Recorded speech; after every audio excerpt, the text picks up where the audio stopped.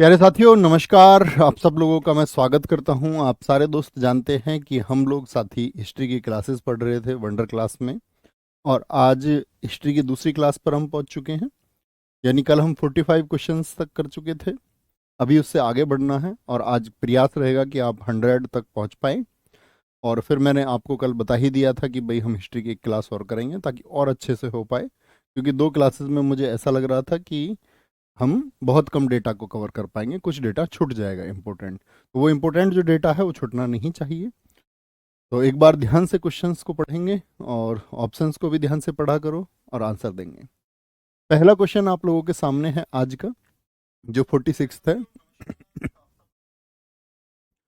औरंगजेब के संबंध में औरंगजेब के संबंध में निम्नलिखित में से कौन सा कथन गलत है?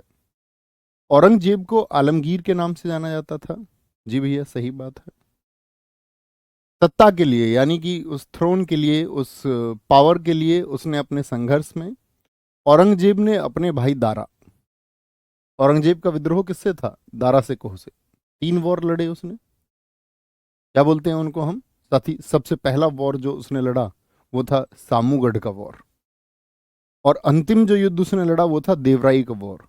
1658 से 1659 के बीच में ये वॉर लड़े गए। ठीक है, उसने अपने भाई दारा को निर्णायक रूप से हराया और अपने पिता को आगरा में ही अपने महल में नहीं, आगरा में उसे कहाँ बंद किया था? मुसम्मन बुर्ज में बंद किया था। गलत कथन है। वह शाहजहां और मुमताज महल का दूसरा बेटा था। नहीं जी, थर्ड।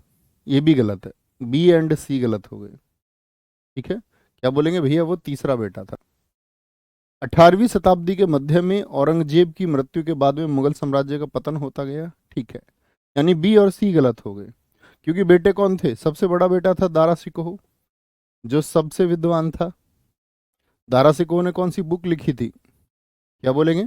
फिर था शाह सूजा, शाह सूजा, और शाह सूजा के बाद में था आपका औरंगजेब, तीसरा था ये।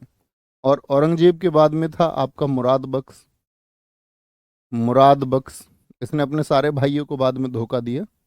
ठीक है, पहले अपनी तरफ मिला लिया था कि भाई दारा सिकोह क्योंकि सबसे बड़ा था और वो गद्दी पर ना बैठे, क्योंकि शाहजहां ऐसा चाहता था कि उसका बड़ा बेटा दारा सिकोह गद्दी पर बैठे। दारा सिकोह बहुत विद्वान है। उसने 52 उपनिषदों का साथी ट्रांसलेशन किया फारसी में, जिसको सीरे अकबर कहा गया। एक किताब उसने लिखी है मज्म उल बहरीन, बड़ी पूछी जाती है एसएससी में। मज्म उल बहरीन के लेखक कौन है? मज्म उल बहरीन, तो आप क्या बोलेंगे भैया? दारा सिकोह ने लिखी है। इसकी बुक है ये, दारा सिकोह की। अब देखो यहाँ पर जो चौथा स्टेटमेंट था कि औरंगजेब के बाद में पतन हो गया, ये बिल्कुल सही बात है। औरंगजेब के बाद में पतन हो गया, तो यहाँ पर मुगल बादशाहों का आपको साथी शासनकाल पता होना चाहिए। मुझे बताइए किस क्रम में उनका शासनकाल था? तो सबसे पहले तो बाबर आया। बाबर ने कब तक शासन किया था आपका?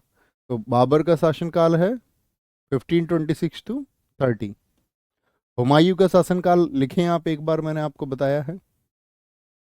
हुमायूं के बाद में आपका अकबर गद्दी पर आया। अकबर का जो शासनकाल है वो सबसे बड़ा है। ठीक है, 1556 से 1605, 49 वर्षों का इसका शासनकाल है। अकबर के बाद में साथी जो गद्दी पर आया वो था आपका जहांगीर। जहांगीर जहांगीर साथी आपका 1605 से लेकर के 1627 है। जहांगीर के बाद में साथी आपका शाहजहां आया। शाहजहां का जो शासनकाल है वो 1627 से 1658 है।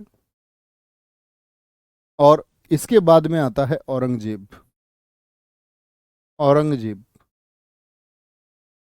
ठीक है, 1658 टू 1707, इसका भी 49 वर्षों का शासनकाल है, लेकिन अकबर से कुछ दिन कम है।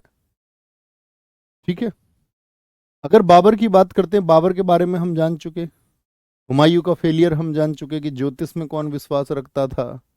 ज्योतिष में दीन पनाह पुस्तकालय की साथी जो दीन पनाह लाइब्रेरी थी, उसको 1533 में बनवाया था इसने, हुमायूं ने। तो हुमायूं का शासनकाल बताया था ना कि भैया पहली बार तो 1530 से 40 रहा, शेरशाह सूरी ने इसको हराया तो भाग गया, 15 साल बाहर रहा। 1555 में आया और 56 में फिर सीढ़ियों से गिरकर दीन पनाह जो लाइब्रेरी थी उसकी सीढ़ियों से गिरकर इसकी क्या हो जाती है, मौत हो जाती है। अकबर के शुरुआती दिन संघर्ष में रहे। भाई लगभग 14 वर्ष का था जब गद्दी पर बैठा। तो इसका क्यूरेटर कौन बना था, संरक्षक कौन था? क्योंकि एकदम से हुमायूं मर गया तो हुमायूं की जगह तो उन्होंने 17 दिन तो बताया ही नहीं किसी को, दुनिया को सूचित ही नहीं किया कि भाई हुमायूं मर चुका। मुल्ला बेकसी जो हुमायूं का हमशक्ल था उसको खड़ा कर दिया, क्योंकि पहले देव राजा करते थे जरों का दर्शन, वो कहते थे भैया राजा साहब तो दिख ही नहीं रहे, तो एक हमशक्ल खड़ा कर दिया था हुमायूं का, जब जनता को में बात फैलने लगी। इतने दिन इसको ट्रेनिंग दी अकबर को। संरक्षक कौन था, बैरम खां। इसी बैरम खां का बेटा है अकबर के 9 रत्नों में से एक अब्दुल रहीम खान ए खाना। तो यहां अकबर ने जब पहली बार युद्ध लड़ा तो 1556 का पानीपत सेकंड नहीं भूलना चाहिए हमको। पानीपत सेकंड अकबर ने किसके खिलाफ लड़ा? तो सूर साम्राज्य का जो साथी आदिल शाह था उसका सेनापति हेमचंद्र विक्रमादित्य, वो दिल्ली आ गया था। उसने कहा मैं दिल्ली का राजा हूँ। हुमायूं की जब उसको पता चल गया मौत हो चुकी है और ये लोग छिपा रहे हैं, उसने आक्रमण कर दिया। तो अकबर को यहाँ पर फाइट करनी पड़ी। पानीपत द्वितीय 1556 में हुआ वर्सेज हेमू जो अंतिम हिंदू सम्राट है। जीत किसकी होती है, अकबर की। फिर अकबर का शासनकाल चलता है। अकबर बैरम खां को 1560 में भेज देता है। हरम दल से इसको जो मुक्ति मिली, हरम दल के प्रभाव में रहा 1562 में अकबर। 1562 हरम दल से मुक्ति, मतलब लड़कियों के प्रभाव में रहा, ठीक है, औरतों के प्रभाव में रहा। और आपका हरम दल हो गया। ऐसे ही पूछा जाता है आपका 1562 ही आपका क्या, दास प्रथा है। अकबर ने दास प्रथा को कब खत्म किया था, 1562, जो स्लेवरी सिस्टम था, ठीक है। जो तीर्थ पर कर लगता था उसने कब खत्म किया, दास प्रथा को खत्म करता है। और आपका 1563 में उसने तीर्थ यात्रा को खत्म किया। तीर्थ यात्रा पर जो टैक्स लगता था, तीर्थ यात्रा कर, खत्म कर दिया। 1564 में उसने जजिया को खत्म कर दिया। अकबर ने क्या कर दिया, जजिया को खत्म कर दिया, याद है, जजिया को खत्म कर दिया। अच्छा मुझे बताइए, जजिया की अगर हम बात करते हैं, सबसे पहले जजिया किसने लगाया था? तो आप बोलेंगे भैया जजिया को सबसे पहले सिंध क्षेत्र में कासिम ने लगाया। कासिम ने, कहाँ पर, जो आपका आज वर्तमान पाकिस्तान में सिंध क्षेत्र है। कश्मीर में किसने आपका जजिया लगाया था, ऐबक ने लगाया था, ऐबक। इसके बाद में तो आप जानते हैं ऐबक के बाद में होते होते होते होते ये फिरोज शाह तुगलक ने उसको ब्राह्मणों पर लगाया, ठीक है। आगे आगे जहांगीर। जहांगीर की अगर बात करते हैं, जहांगीर जब 1605 में गद्दी पे बैठा तो इसके बेटे 1606 में खुसरो ने क्या कर दिया था, विद्रोह कर दिया था। खुसरो ने क्या कर दिया था, विद्रोह कर दिया, विद्रोह कर दिया। और उस विद्रोह में सहायता किसने की थी, सिखों के 5वें गुरु अर्जुन देव ने। इसलिए अर्जुन देव की हत्या किसने करवाई थी, वो आपका जहांगीर ने करवाई। ये खुद बहुत नशा करता था और इसने नशा पर रोक लगा दी जनता के लिए, और अंत में नशे की वजह से मौत हो गई। इसका पूछा जाता भांग की खेती पर रोक किसने लगाई थी, जहांगीर है। जहांगीर के समय को साथी चित्रकला का स्वर्ण काल कहते हैं। इसका, जहांगीर का जो समय है वो है आपका चित्रकला का स्वर्ण काल, चित्रकला का, ठीक है। और फिर औरंगजेब आपका आया ही, वॉर लड़ के। किसे रबिया उद दुर्रानी के नाम से भी जाना जाता है? रबिया उद दुर्रानी कौन है, नूरजहां है क्या? नूरजहां कौन है साथी बताएंगे? मुमताज महल जिसके लिए ताजमहल बना। दिलरास बानो बेगम है क्या? दिलरास बानो बेगम, जी भैया, दिलरास बानो बेगम को ही रबिया उद दुर्रानी बोलते हैं। ये कौन थी, औरंगजेब की वाइफ थी, औरंगजेब की पत्नी, ठीक है। और इसी की याद में क्या बना, नकली ताजमहल। नकली ताजमहल जिसको ताजमहल की सेकंड कॉपी भी कहा जाता है, सेकंड कॉपी ऑफ ताजमहल, या ऐसे भी बोलते हैं साउथ ताज भी उसको कहा जाता है, दक्षिण का ताज। वो कौन सी इमारत है, बीबी का मकबरा, जिसको दरअसल में अकबर, इसका बीबी का मकबरा जो है ये औरंगजेब ने इसके लिए आदेश करे, और औरंगजेब के बेटा जो था आजम शाह उसने इसको बनवाया था। फिर जजिया कर क्या होता है, बेटा जजिया कर क्या होता है तुमको कैसे समझाऊं? आपने थ्योरी की क्लासेस नहीं की? बेटा ये क्लासेस एसएससी सीजीएल के लिए, क्योंकि उनका एग्जाम आ रहा है, वो इससे पहले पढ़ चुके हैं। विनर बैच अब से कई महीने पहले आया था। तब आप लोगों को बोला था कि जिन लोगों को एसएससी सीजीएल में सेलेक्ट होना है वो विनर बैच से जुड़िए। तो बहुत सारे साथी जुड़े, उन्होंने मेहनत की। अगर बेटा आपको एमटीएस इस पे लिखा हुआ है तो मतलब ये आपकी सहायता के लिए है कि आप बाकी चीज़ें पढ़ चुके हैं तो अंतिम में एक प्रैक्टिस कर लीजिए। अगर आपने हिस्ट्री नहीं पढ़ी है थ्योरी में तो पहले उसको पढ़िए, है ना। उम्मीद करूंगा आप मेरी बात समझ पाएंगे। अब ऐसे तो नहीं तो ऐसे ही होता रहेगा। जजिया का मतलब है जो लोग आपका हिंदू नहीं थे तो उन पे जजिया लगाया, यानी गैर मुस्लिम लोगों पर, गैर इस्लामिक लोगों पर, कि भाई ये कम से कम इनको, जब गरीब आदमी क्या करेगा, उसको टैक्स देना पड़ेगा, तो वो तो यही सोचता है ना क्या धर्म, क्या हिंदू, क्या मुसलमान। राजा मुसलमान है, ठीक है मैं भी मुसलमान ही हो जाता हूँ, है ना। पहले थ्योरी हमेशा पढ़ा करो। ऐसे नहीं कि भाई कोई क्लास चली उसमें आ गए और उसमें क्वेश्चंस पूछने लग गए, तो फिर कैसे कॉन्सेप्ट क्लियर होंगे। सुमन जी ने लिख दिया है भूमि पर लगने वाला कर जजिया कर होता है। वो बुद्धू आपकी देखो कितने अच्छे बच्चे हैं इसमें, कितने अच्छे आंसर्स करते हैं वो, आपको उनकी तरह बनना चाहिए। नादिर शाह ने भारत पर हमला किया और दिल्ली में लूटपाट की थी। देखो जब मुगल साम्राज्य का पतन हो गया, मुझे बताओ मुगलों का अंतिम शासक कौन था जो 1837 से 57 तक रहा था? तो आप कहेंगे भैया वो तो था बहादुर शाह जफर द्वितीय। लेकिन ऐसा नहीं था, वो तो बिल्कुल मुगलों की हालत खराब हो चुकी थी। मुगलों को कोई भी आदेश दे देता, ईस्ट इंडिया कंपनी ने जैसे आदेश दे दिया 1857 में, "ओए, लाल किला छोड़ो, यहाँ नहीं रहेगा कोई भी, इसको खाली कर लो, इसको खाली करो", है ना। तो नादिर शाह ने रिक्त स्थान में भारत पर हमला किया और दिल्ली में लूटपाट की थी। कब की थी? 1761 में। अब किसी का इधर उधर क्वेश्चन नहीं आना चाहिए, बस ध्यान से पढ़ते रहो। ईरान का नेपोलियन, ईरान का नेपोलियन किसको कहा जाता है? और ये जब आया दिल्ली तो दिल्ली में कौन शासक था? तो आप बोलेंगे दिल्ली में भैया मुगल शासक था। मुगल शासक था मोहम्मद शाह रंगीला। मोहम्मद शाह रंगीला था। और मोहम्मद शाह रंगीला के समय इतना कमजोर था कि उसने खूब लूटपाट की। ठीक है। नादिर शाह भारत आया और क्या क्या लेके गया था भारत से, ये बताना नादिर शाह। तो भैया जो हमारा कोहिनूर हीरा था, जो तख्ते ताउस था, उसको लेके चला गया। अजय यादव, बहुत शानदार उत्तर आपने दिया है। मोहम्मद एहसान शेख, वेरी गुड। आगे आएंगे। गैर हिंदू नहीं, गैर मुस्लिमों पर, जो मुस्लिम नहीं थे उन पर लगाया गया था। निम्न में से कौन सी कृति है जो मुगल भारत के इतिहास के संबंध में विचारण योग्य नहीं है? आलमगीर नामा, क्या इसमें कोई रचना मिलती है? शाहनामा, शाहजहांनामा, या फिर अकबर नाम? अकबर नाम नहीं, अकबर नामा ही है ये। तो क्या बोलेंगे भैया जिसमें कोई भी जानकारी नहीं मिलती है? तो क्या बोलेंगे? शाहनामा। क्योंकि शाहनामा मैंने आपको बताया ये गजनवी के समय एक इतिहासकार था फिरदौसी, तो उससे हमको अरब आक्रमण की जानकारी मिलती है। फिरदौसी ने फिरदौसी ने जो लिखा, ईरान का महाकाव्य इसको बोलते हैं हम। फिरदौसी ने जो लिखा ये किसके बारे में? अरब अटैक के बारे में, अरब इन्वेजन के बारे में हमको जानकारी देता है। आलमगीर नामा, आलमगीर तो भैया आपका क्या बोलेंगे कि भैया आलमगीर तो आपका कौन था? औरंगजेब था, तो ये तो मुगलों से संबंधित हो गई। शाहजहां नामा ये भी मुगलों से संबंधित हो गई। अकबर नामा ये भी आपका मुगलों से संबंधित हो गई। अकबर नामा जो है साथी, मुझे बताओ इसके कितने भाग हैं? तो क्या बोलोगे? अकबर नामा के जो भाग हैं भैया वो 3 हैं।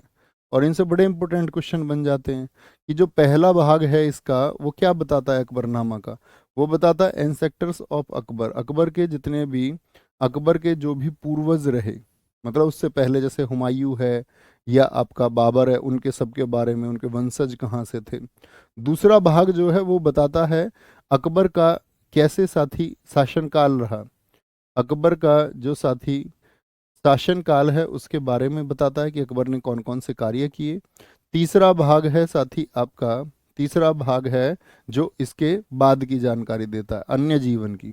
क्या बोलेंगे, इसके बाद की, इसको बोलते आइन, तीसरा भाग ही है जिसको कहलाते हैं आइन, आइन अकबरी, आइन अकबरी, आइन अकबरी। ठीक है। आइन अकबरी किसने लिखी थी? यह 16वीं शताब्दी का विस्तृत दस्तावेज है जिसे सम्राट अकबर के अधीन मुगल साम्राज्य की प्रशासन व्यवस्था का विस्तृत वर्णन दिया। तो किसने लिखी? मुल्ला शाह ने? नहीं भैया। अब्दुल रहीम खान खाना ने? आप कहेंगे भैया अबुल फजल, जो अकबर के नौरत्नों में से एक है। मैं आपसे कहूं अकबर के नौरत्नों में से किसी एक का नाम लिखिए, जैसे बीरबल को सब जानते हैं। संगीत से संबंधित कौन था आपका? तानसेन, आप जानते हैं। ऐसे एक नाम लिखिए। ठीक है। अबुल फजल, ये आपका अकबर के ही दरबार में था एक फैजी, वो गणित का टीचर था। फैजी और अबुल फजल दोनों भाई हैं। दोनों के दोनों कौन है? ये भाई हैं। किस भाषा में लिखी? फारसी लैंग्वेज में लिखी थी, फारसी भाषा में लिखी थी। ठीक है। कोई दिक्कत, कोई परेशानी? हुमायूं नामा द्वारा लिखी गई थी, हुमायूं नामा द्वारा लिखी गई थी। भैया मेरी नायक सीरीज एकदम तैयार है, तो इनको करूं? भाई क्वेश्चन प्रैक्टिस ही तो है। अगर नायक सीरीज एकदम से तैयार तो वहां भी क्वेश्चन प्रैक्टिस कराइए। वहां नहीं करिए तो ऐसा थोड़ी है कि एक बार वो करा दिया तो कराए ना। आप देख लीजिए अपने हिसाब से कि भाई अगर आपने नायक सीरीज को बहुत अच्छे से पढ़ रखा है तो ऐसे करते हुए चले जाते होगे क्वेश्चंस को फिर तो। ठीक है। तुरंत मुल्ला दो प्याजा लिखा साथियों ने। भैया मुल्ला दो प्याजा है। कालिदास इनके दरबार में नहीं थे नीलम। कालिदास तो चंद्रगुप्त द्वितीय के दरबार में है, उनके भी दरबार में नौरत्न थे। वराहमीर लिख रहा है एक दोस्त, वराहमीर भी किसके दरबार में है? वो चंद्रगुप्त द्वितीय के दरबार में है। टोडरमल ठीक लिखा है, टोडरमल लिखा है, मुल्ला दो प्याजा लिखा है। तानसेन हो गए, अब का फैजी हो गया, अबुल फजल हो गया, अब्दुल रहीम खान खाना हो गया। ठीक है। बीरबल हो गया। वेरी गुड, वेरी गुड, सब लिखते हुए, कमाल। हुमायूं नामा जो पुस्तक लिखी गई वो किसके बारे में है आपका? हुमायूं के बारे में। गुलबदन बेगम ने लिखी। कौन थी ये? हुमायूं की चचेरी बहन थी। फारसी लैंग्वेज में इसको लिखा गया। बाबर की बेटी है गुलबदन बेगम। अकबर का जो मकबरा है वो किस शहर में स्थित है? वाराणसी, चेन्नई, चंडीगढ़ या फिर आगरा? अकबर का मकबरा कहाँ पर है? आगरा में है। ठीक है। याद रख लेना, इसका जो निर्माण कराया अकबर ने अपने मरने से पहले ही, भैया मुझे यहाँ दफना देना। निर्माण अकबर ने शुरू करवाया था। अकबर ने क्या करा था? शुरू करवाया था। और अकबर ने ही फिर इसको क्या कर दिया आपका? अब वो तो चला गया, पूरा करवा नहीं पाया। पूर्ण जो किया इसको अकबर के बेटे जहांगीर ने किया, जहांगीर ने। अकबर के समय की कुछ प्रथाएं बताइए कि भैया 10 साल एक भूमि का ब्यौरा रख के, एक रिकॉर्ड रख के एक प्रथा अकबर ने शुरू की थी, दहसाला प्रथा। दहसाला प्रथा जो थी साथी, ये किसने लागू की थी आपका? टोडरमल ने। जो कुछ साथियों ने टोडरमल लिखा, तो टोडरमल कौन था? टोडरमल एक फाइनेंस मिनिस्टर है, फाइनेंस मिनिस्टर, वित्त मंत्री था वो। किसका? अकबर का। एफएम, फ्रीक्वेंसी मॉड्यूल नहीं, एएम एफएम कर दो कभी। एफएम मतलब कि आपका क्या बोलोगे? फाइनेंस मिनिस्टर था टोडरमल। और टोडरमल सबसे पहले ये चीजें कहाँ से सीख के आया था? ये आया था शेर सूरी, क्या बोलोगे? शेर शाह सूरी के यहाँ से, सूरी वंश में काम करता था। वहां से इसने ये सारी चीजें सीखी और फिर अकबर को ज्वाइन कर लिया। विद्वान व्यक्ति था। ठीक है। तहसाला प्रथा। ऐसे ही आती है आपकी साथी मनसबदारी प्रणाली। मनसबदारी प्रणाली का संबंध किससे है? मनसबदारी प्रथा जो थी वो भी किससे संबंधित है? अकबर से संबंधित है। किससे? ये अकबर की कुछ प्रथाएं हैं। अकबर। मनसबदारी प्रथा का मतलब था कि भैया एक के साथ में एक घोड़ा अतिरिक्त रखना पड़ेगा। युद्ध के समय जो है एक घोड़ा अतिरिक्त आप रखेंगे, आपको उतनी जिम्मेदारी दी जाती है, राज्य का संरक्षण आपको मिलेगा। जैसे किसी को बोल दिया 100 घोड़े आपको रखने हैं, तो इसका मतलब है कि 100 का मनसबदार उसको बना दिया, तो उसको घोड़े कितने रखने पड़ेंगे? 100 का मनसब है तो 200। 100 घोड़ों के अतिरिक्त 100 घोड़े और रखेगा। और आपका क्या बोलेंगे, जब युद्ध आदि में जरूरत पड़ेगी तो अकबर का वो साथ देगा, या कि मान के चलो मुगल साम्राज्य का साथ देगा। ठीक है। कोई दिक्कत? नेक्स्ट। निम्नांकित मकबरों में से कौन सा एक बड़े उद्यान के केंद्र में स्थित है और ताजमहल का पूर्व रूप जैसा प्रतीत होता है? ताजमहल का पूर्व रूप कि पुराना ताजमहल। अकबर का एतमा उद्दौला का मकबरा है क्या? देखो, आगरा, अकबर का नहीं, आगरा का। तो एतमा उद्दौला का मकबरा कौन है? सबसे पहली बात तो यह है कि जहांगीर का ससुर था एतमा उद्दौला। जहांगीर ने इसी की बेटी मेहरुन्निसा से शादी की थी 1611 में। यह पहला मकबरा है जिसमें सफेद संगमरमर का प्रयोग हुआ।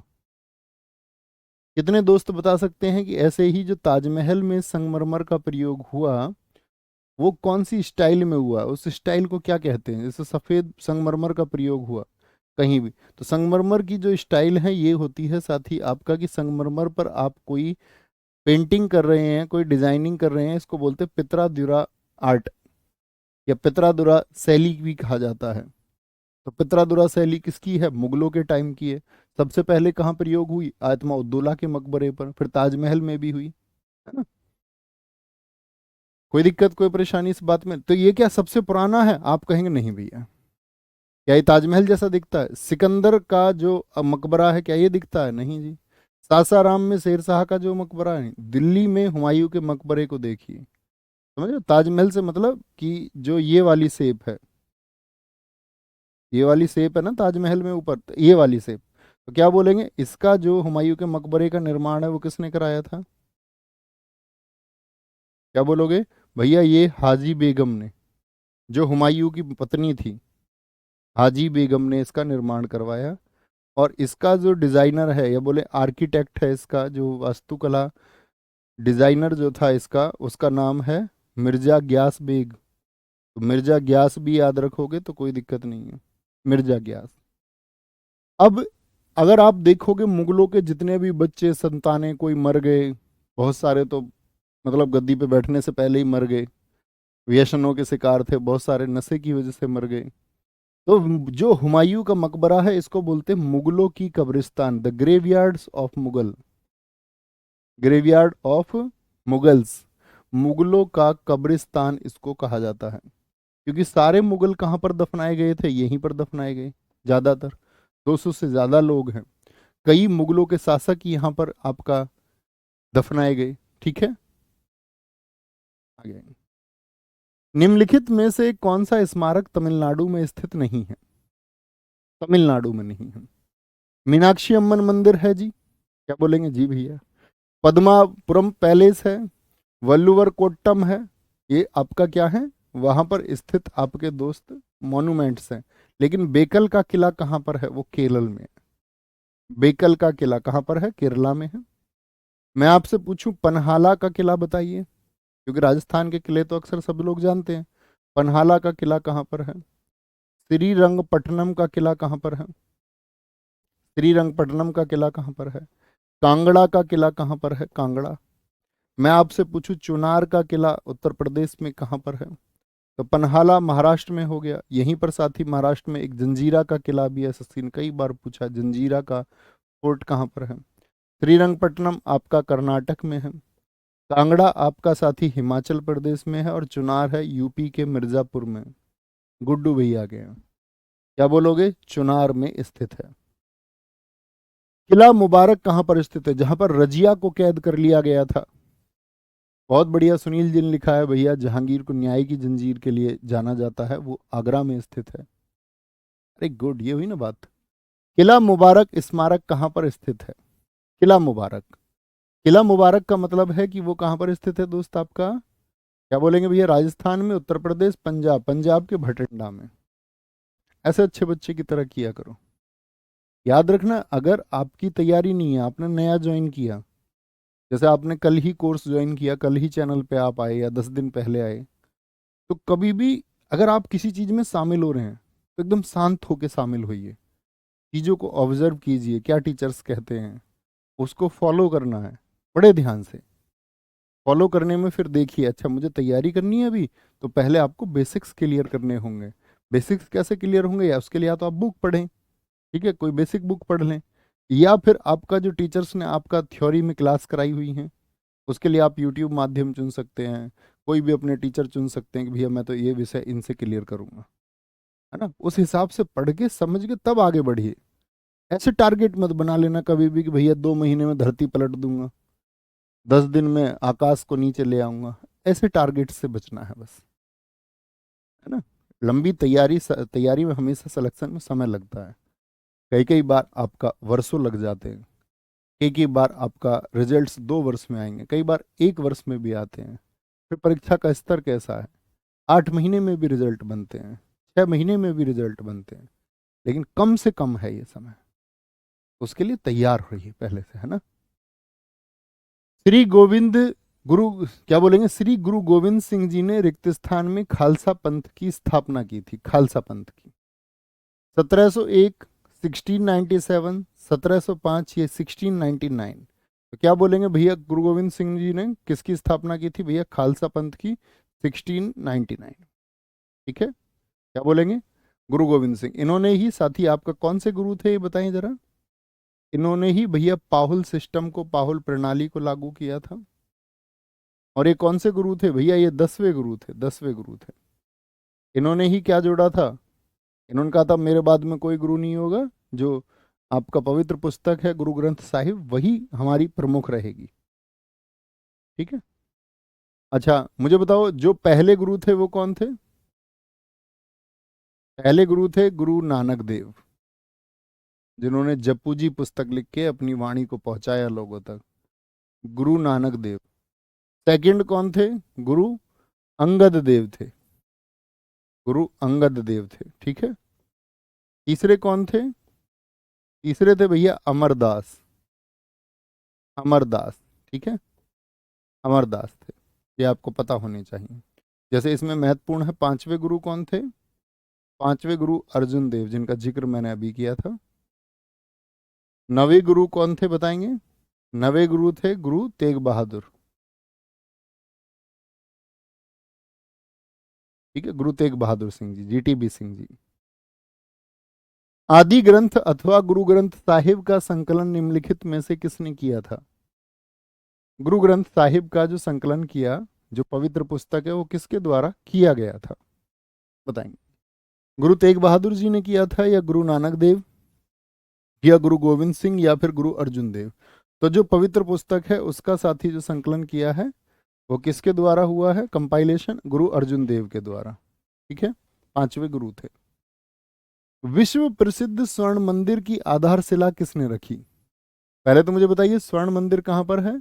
आप कहेंगे भैया अमृतसर में है। स्वर्ण मंदिर जानते हैं ना, अमृतसर पंजाब में है, अमृतसर यानी कि पंजाब में है।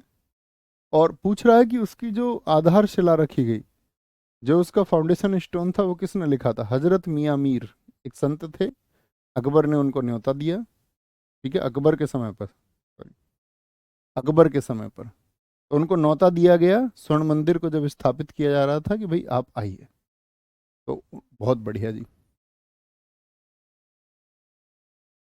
वेरी गुड शुभम मालाकर, बहुत अच्छा आपने लिखा कि गुरु नानक जो हैं वो प्रसिद्ध गुरु रहे, जन्म 1469 से 1538। Very good. क्या बोलते हैं, इसी स्वर्ण मंदिर में जो आपका अंदर भूमि है, आपका वो जो सबसे पवित्र जगह भी और बोलते हैं, उसको क्या बोलते हैं, एक जगह और है। तो कभी कभी प्रश्न हरमिंदर साहिब नाम से भी आ जाता है। हरमिंदर साहिब कहाँ है, तब भी हमारा आंसर क्या होगा, आपका भैया कहाँ पर होगा, आपका अमृतसर में होगा, अमृतसर में होगा। वेरी गुड सागर। चिलियावाला का युद्ध कब लड़ा गया। चिलियावाला का मतलब है कि अंग्रेजों से आपका जो सिखों का संघर्ष हुआ, अंग्रेज वर्सेस सिख संघर्ष हुआ। ठीक है, सिख कम्युनिटी लड़ी अंग्रेजों से। और इसमें जो सिखों का, इधर तो अंग्रेजों की तरफ से तो कौन है, ईस्ट इंडिया कंपनी ही थी। और सिखों की तरफ से ईस्ट इंडिया कंपनी क्या बोले तो गफ नाम का एक अंग्रेज था। और सिखों के तरफ से थे आपका शेर सिंह अटारी वाला, शेर सिंह अटारी वाला। बहुत खतरनाक युद्ध ये हुआ, शेर सिंह, शेर सिंह अटारी वाला। ठीक है, इन्होंने क्या कर दिया था आपका, कब युद्ध लड़ा ये 1849 में। और किसकी जीत हुई फिर इसमें, इसमें जीत तो हो गई थी ईस्ट इंडिया कंपनी की। स्वर्ण मंदिर जो है वो किस झील के किनारे स्थित है, अमृत सरोवर।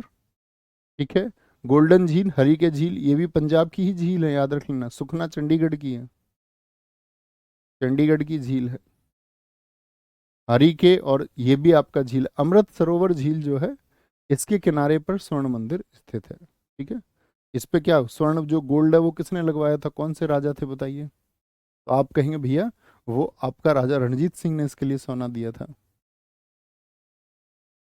गुरु तेग बहादुर जी ने जहांगीर के पुत्र खुर्रम को संरक्षण दिया था? नहीं। अर्जुन देव बुद्धू। गुरु तेग बहादुर जी ने तो क्या किया था, उन्होंने कश्मीरी जो साथी पंडित थे उनका समर्थन किया था, इसीलिए औरंगजेब उनके खिलाफ हुआ था। क्योंकि उन्होंने कहा था कि कश्मीर के लोग जब उनके पास आए गुरु तेग बहादुर के पास में कि गुरु जी बहुत अन्याय हो रहे हैं, आप ही आवाज़ उठाइए, घाटी में धर्म परिवर्तन की एक बड़ी मुहिम चल रही है, इस्लाम में कन्वर्ट किया जा रहा है, तो कुछ करिए। उन्होंने कहा ठीक है, आप ये बोल देना अगली बार कोई आए कि अगर दम है तो गुरु तेग बहादुर जी का धर्म परिवर्तन करके दिखाइए। इतनी यातनाएं दी गई, अंग अंग काटा गया, और कहा गया कि भाई धर्म परिवर्तित करना, लेकिन नहीं किया। तो जो शीशगंज गुरुद्वारा आप देखते हैं वहां पे उनकी गर्दन काटी गई अंत में कि भाई ये व्यक्ति झुकने वाला नहीं है, अंत में उनकी गर्दन काट दी गई। तो शीश, शीश बोलते किसको, सिर को, तो शीश उनका वहां पर गया, इसलिए शीशगंज गुरुद्वारा है। ठीक। भारत के लिए जो समुद्री मार्ग की खोज की वो किसने की थी? Vasco da Gama, Ibn Battuta. Ibn Battuta तो क्या बोलेंगे भैया, मोरक्को से आया। क्रिस्टोफर कोलंबस ने 1492 में किसकी खोज की थी, अमेरिका की खोज की थी। ठीक है। हेनस्वांग ये हर्षवर्धन के टाइम पे आया 629 में, ये 1492 अमेरिका की खोज की। वास्को डिगामा कब आया था वास्को डिगामा? तो आप कहेंगे भैया दो डेट इसके बारे में चलती हैं, 17 और 20 मई 1498 को ये आया था, 1498। कहाँ पर आया था भारत में सबसे पहले ये? तो आप कहेंगे भैया केरल में आया, केरल, केरल में। केरल में कहाँ पर, कालीकट, जहाँ पे शासक था आपका जमोरिन। ठीक है। आया कहाँ से था भैया, पुर्तगाल से आया था, पुर्तगाल से ये आया था। ठीक है, कालीकट बंदरगाह पर। और कभी कभी तो ये पूछा जाता है कालीकट में किस जगह पर आया था, कप्प कडापू पर, कप्प कडाबू प्लेस है वो, क्योंकि कालीकट तो बड़ा एड्रेस हो गया, कप्प कडाबू प्लेस पर ये आया था, कप्प कडापू। जानते हो ना वास्को डिगामा कब आया था? 1502 में, फिर भी आया था 1498 में आके, और इसकी मौत भी भारत में हुई, कोचीन में, 1524 में। ठीक है। पुर्तगालियों द्वारा गोवा पर कब कब्जा किया गया? पुर्तगालियों का साथी जो पहला गवर्नर आया, क्योंकि ये सबसे पहले आए, तो इन्होंने सोचा भाई भारत में व्यापार करेंगे, तो पहला गवर्नर कौन बनाया था आपका, अल्मीडा, फ्रांसिस दी अल्मीडा। ठीक है। अल्मीडा ने तो बोला भैया कि भारत को ऐसे टेक ओवर करते हैं, इधर से आएगा जो भी आएगा समुद्री शक्ति, इस पे कार्टेज लागू कर देते हैं, ब्लू वाटर पॉलिसी, शांत जल नीति, ये सब लागू कर दिया उसने। कि इधर अरब सागर में कोई भी आएगा तो क्या बोला था उसने, कि उसे हमसे परमिशन लेनी पड़ेगी, ब्लू वाटर पॉलिसी, भैया हम तो अपना मोनोपोली रखेंगे अरब सागर में। तो इसके बाद में फिर जो दूसरा गवर्नर था उसका नाम बताइए क्या था? आप कहेंगे भैया वो अल्बुकर्क था। सेकंड गवर्नर कौन था, अल्बुक। इसने क्या कर दिया था, शांत जल नीति, ब्लू वाटर पॉलिसी को खत्म कर दिया था। ठीक है। अब इसी के समय पर साथी आपका अल्बुकर्क के टाइम पर ही क्या हुआ था, 1510 में गोवा को आपका कंट्रोल कर लिया गया। क्या बोलेंगे, गोवा को कंट्रोल कर लिया गया। गोवा इन्होंने छीना किससे था, बीजापुर के सुल्तान अली आदिल शाह से छीना था। और इसी गोवा को फिर इन्होंने क्या बना दिया था, पुर्तगालियों ने कैपिटल बना दिया था। अली आदिल शाह से छीन के पहले तो कंट्रोल किया, फिर इसको पुर्तगाली राजधानी भी बनाया। तो कब राजधानी बनाया था पुर्तगाली इसको, 1530 में। क्योंकि एक गवर्नर आया था पुर्तगाली 1529 में, कौन गवर्नर आया था, नीनो डी कुन्हा। नीनो दी कुन्हा ये भी एक पुर्तगाली गवर्नर था, इसने ये काम किया कि आते ही उसको राजधानी बना दिया कि वह राजधानी बनाएंगे। और याद रखना पुर्तगाली भारत में सबसे पहले आए और सबसे बाद में गए। तो बताओ कि ये जो गोवा है ये कब मुक्त हुआ था पुर्तगालियों से? इसके लिए हमको चलाना पड़ा था ऑपरेशन विजय, ऑपरेशन विजय 1961। यानी भारत की आज़ादी के बाद तक भी पुर्तगाली भारत में रहे, और इसके द्वारा क्या बोलेंगे, गोवा को मुक्त कराया गया था। गोवा को मुक्त, इंडियन आर्मी गई थी, फिर इसको 30 मई 1987 को 25वां राज्य बनाया गोवा को।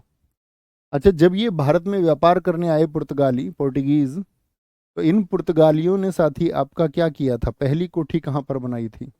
कोठी का मतलब जो अपना हेड ऑफिस था, व्यापार का सामान जहाँ रखते, तो पहली कोठी इन्होंने बनाई कोचीन में, केरल में, क्योंकि केरल में ही आए 1503 में। और दूसरी कोठी बनाई 2 सालों के बाद में। वो कहाँ पर बनाई थी? तो वो बनाई थी आपका कन्नूर में, कन्नूर में, केरल में। ठीक है। शिवाजी ने 1660 के दशक में हमलों की श्रृंखला का नेतृत्व करने के लिए रणनीति और सैन्य रणनीतियों का उपयोग किया। रणनीति और सैन्य रणनीतियों का उपयोग किया। वैज्ञानिक, नौसैनिक, गुरिल्ला। तो इनका जो माना जाता है महाराणा प्रताप जी से चली हुई वो नीति कौन सी थी? गुरिल्ला, छापा मार नीति उसको कहते हैं, छापा मार। ठीक है। अच्छा, मुझे बताओ छत्रपति शिवाजी महाराज जी का जो साथी आपका शासनकाल है वो कब से कब तक है? शासनकाल की पूरी अवधि बताइए। 1627 एक तो उनका जन्म माना जाता है। ठीक है, 1630 भी कई बार माना जाता है, लेकिन परीक्षाओं में ज़्यादातर 1627 आप देख लेना।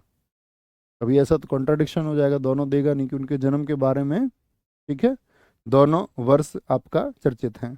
हाँ, इतना जरूर याद रख लेना कि उन्होंने जो अपना राज्याभिषेक कराया वो कब कराया था? जब वो राजा बनने के लिए उनकी घोषणा हुई तो राज्याभिषेक उनका हुआ था 1674 में। और राजधानी क्या बनाई थी उन्होंने? मृत्यु तो 1680 में हुई। राजधानी कौन सी बनाई थी उन्होंने, बताएं? राजधानी भैया रायगढ़ थी। क्या बोलेंगे? राजधानी उनकी रायगढ़ थी। ओके।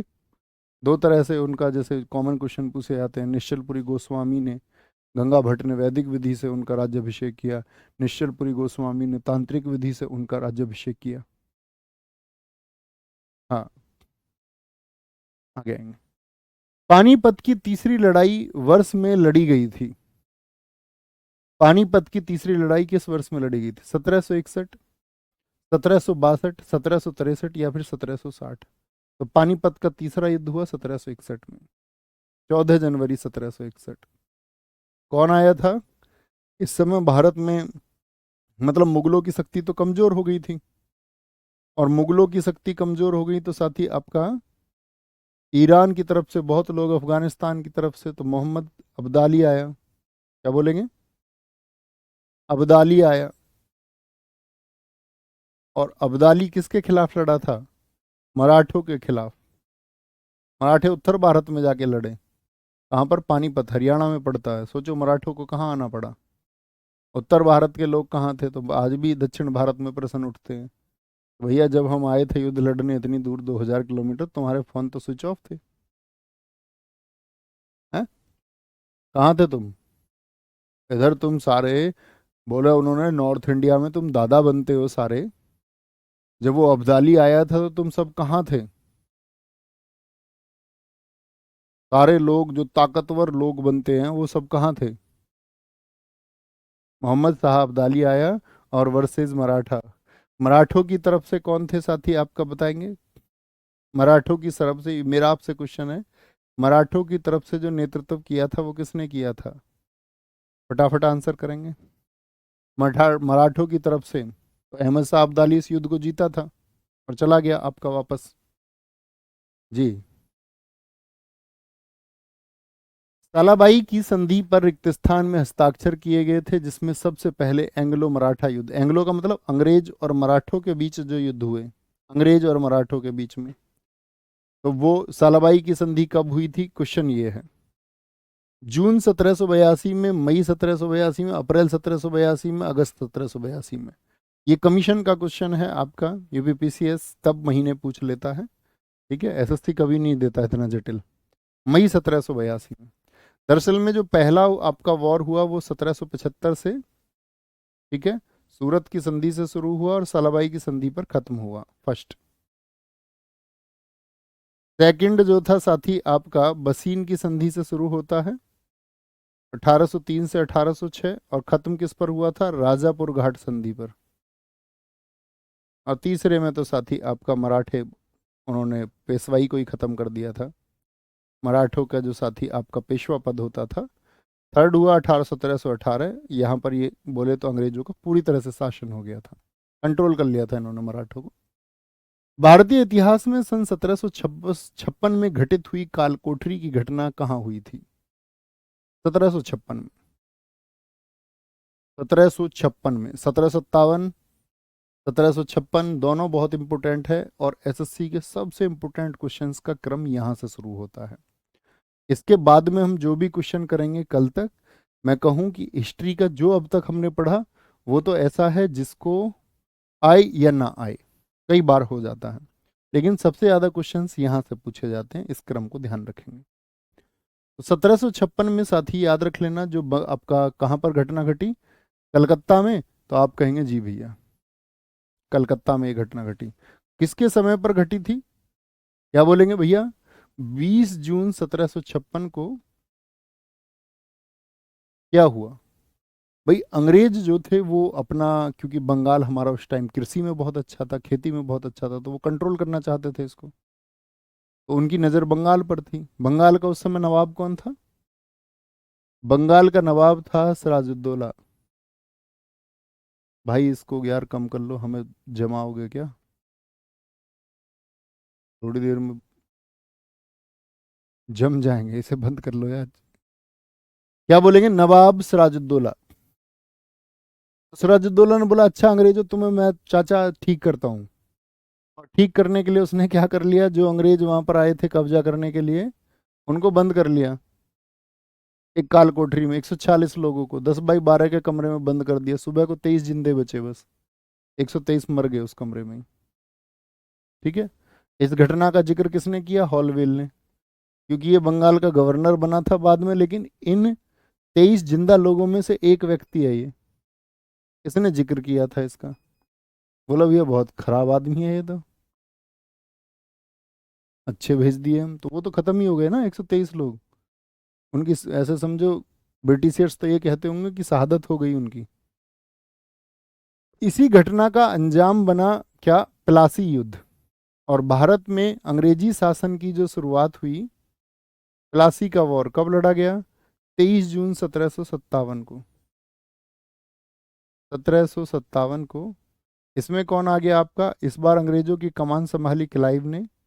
उसने कहा भी अंग्रेजों के साथ ये जो घटना इसने घटाई है सिराजुद्दौला ने, इससे बदला लेंगे। अब सिराजुद्दौला से बदला लेना इतना आसान थोड़ी ना था, वो तो मजबूत राजा था। क्लाइव ने क्या कर लिया, जो सिराजुद्दौला का सेनापति था मीर जाफर, उसको अपनी तरफ कर लिया। इसलिए बोलते हैं इसको क्लाइव का गीदड़। इसको बोला यार तू पागल है, 50,000 लोग हो, उनको डीएक्टिवेट कर दे, लेके ही मत जा लड़ाई में, सिराजुद्दौला हार जाएगा तुझको बंगाल का नवाब बना देंगे। पागल बिक गया, बिकाऊ लोग हमेशा होते हैं, कभी भी बिक जाते हैं, सुबह को भी बिक जाएंगे, दोपहर में बिक जाएंगे, शाम को भी बिक जाएंगे, ऐसा ही है मीर जाफर। तो क्या बोलेंगे आपका, क्या बोलेंगे जी आपका? सिराजुद्दौला। सिराजुद्दौला को यहाँ पर हार का सामना करना पड़ा, और अंग्रेजी शासन को जो जन्म दिया वो किसने दिया? क्लाइव ने। किसको? और मैं पूछूं वो कौन सा युद्ध है जिसने अंग्रेजी राज को जन्म दिया? तो आपका, आप कहेंगे प्लासी का युद्ध। प्लासी कहाँ पर पड़ता है साथी आपका? आप बोलेंगे वेस्ट बंगाल में, पश्चिम बंगाल में स्थित है प्लासी, तो सारी लड़ाई ही इसी की थी।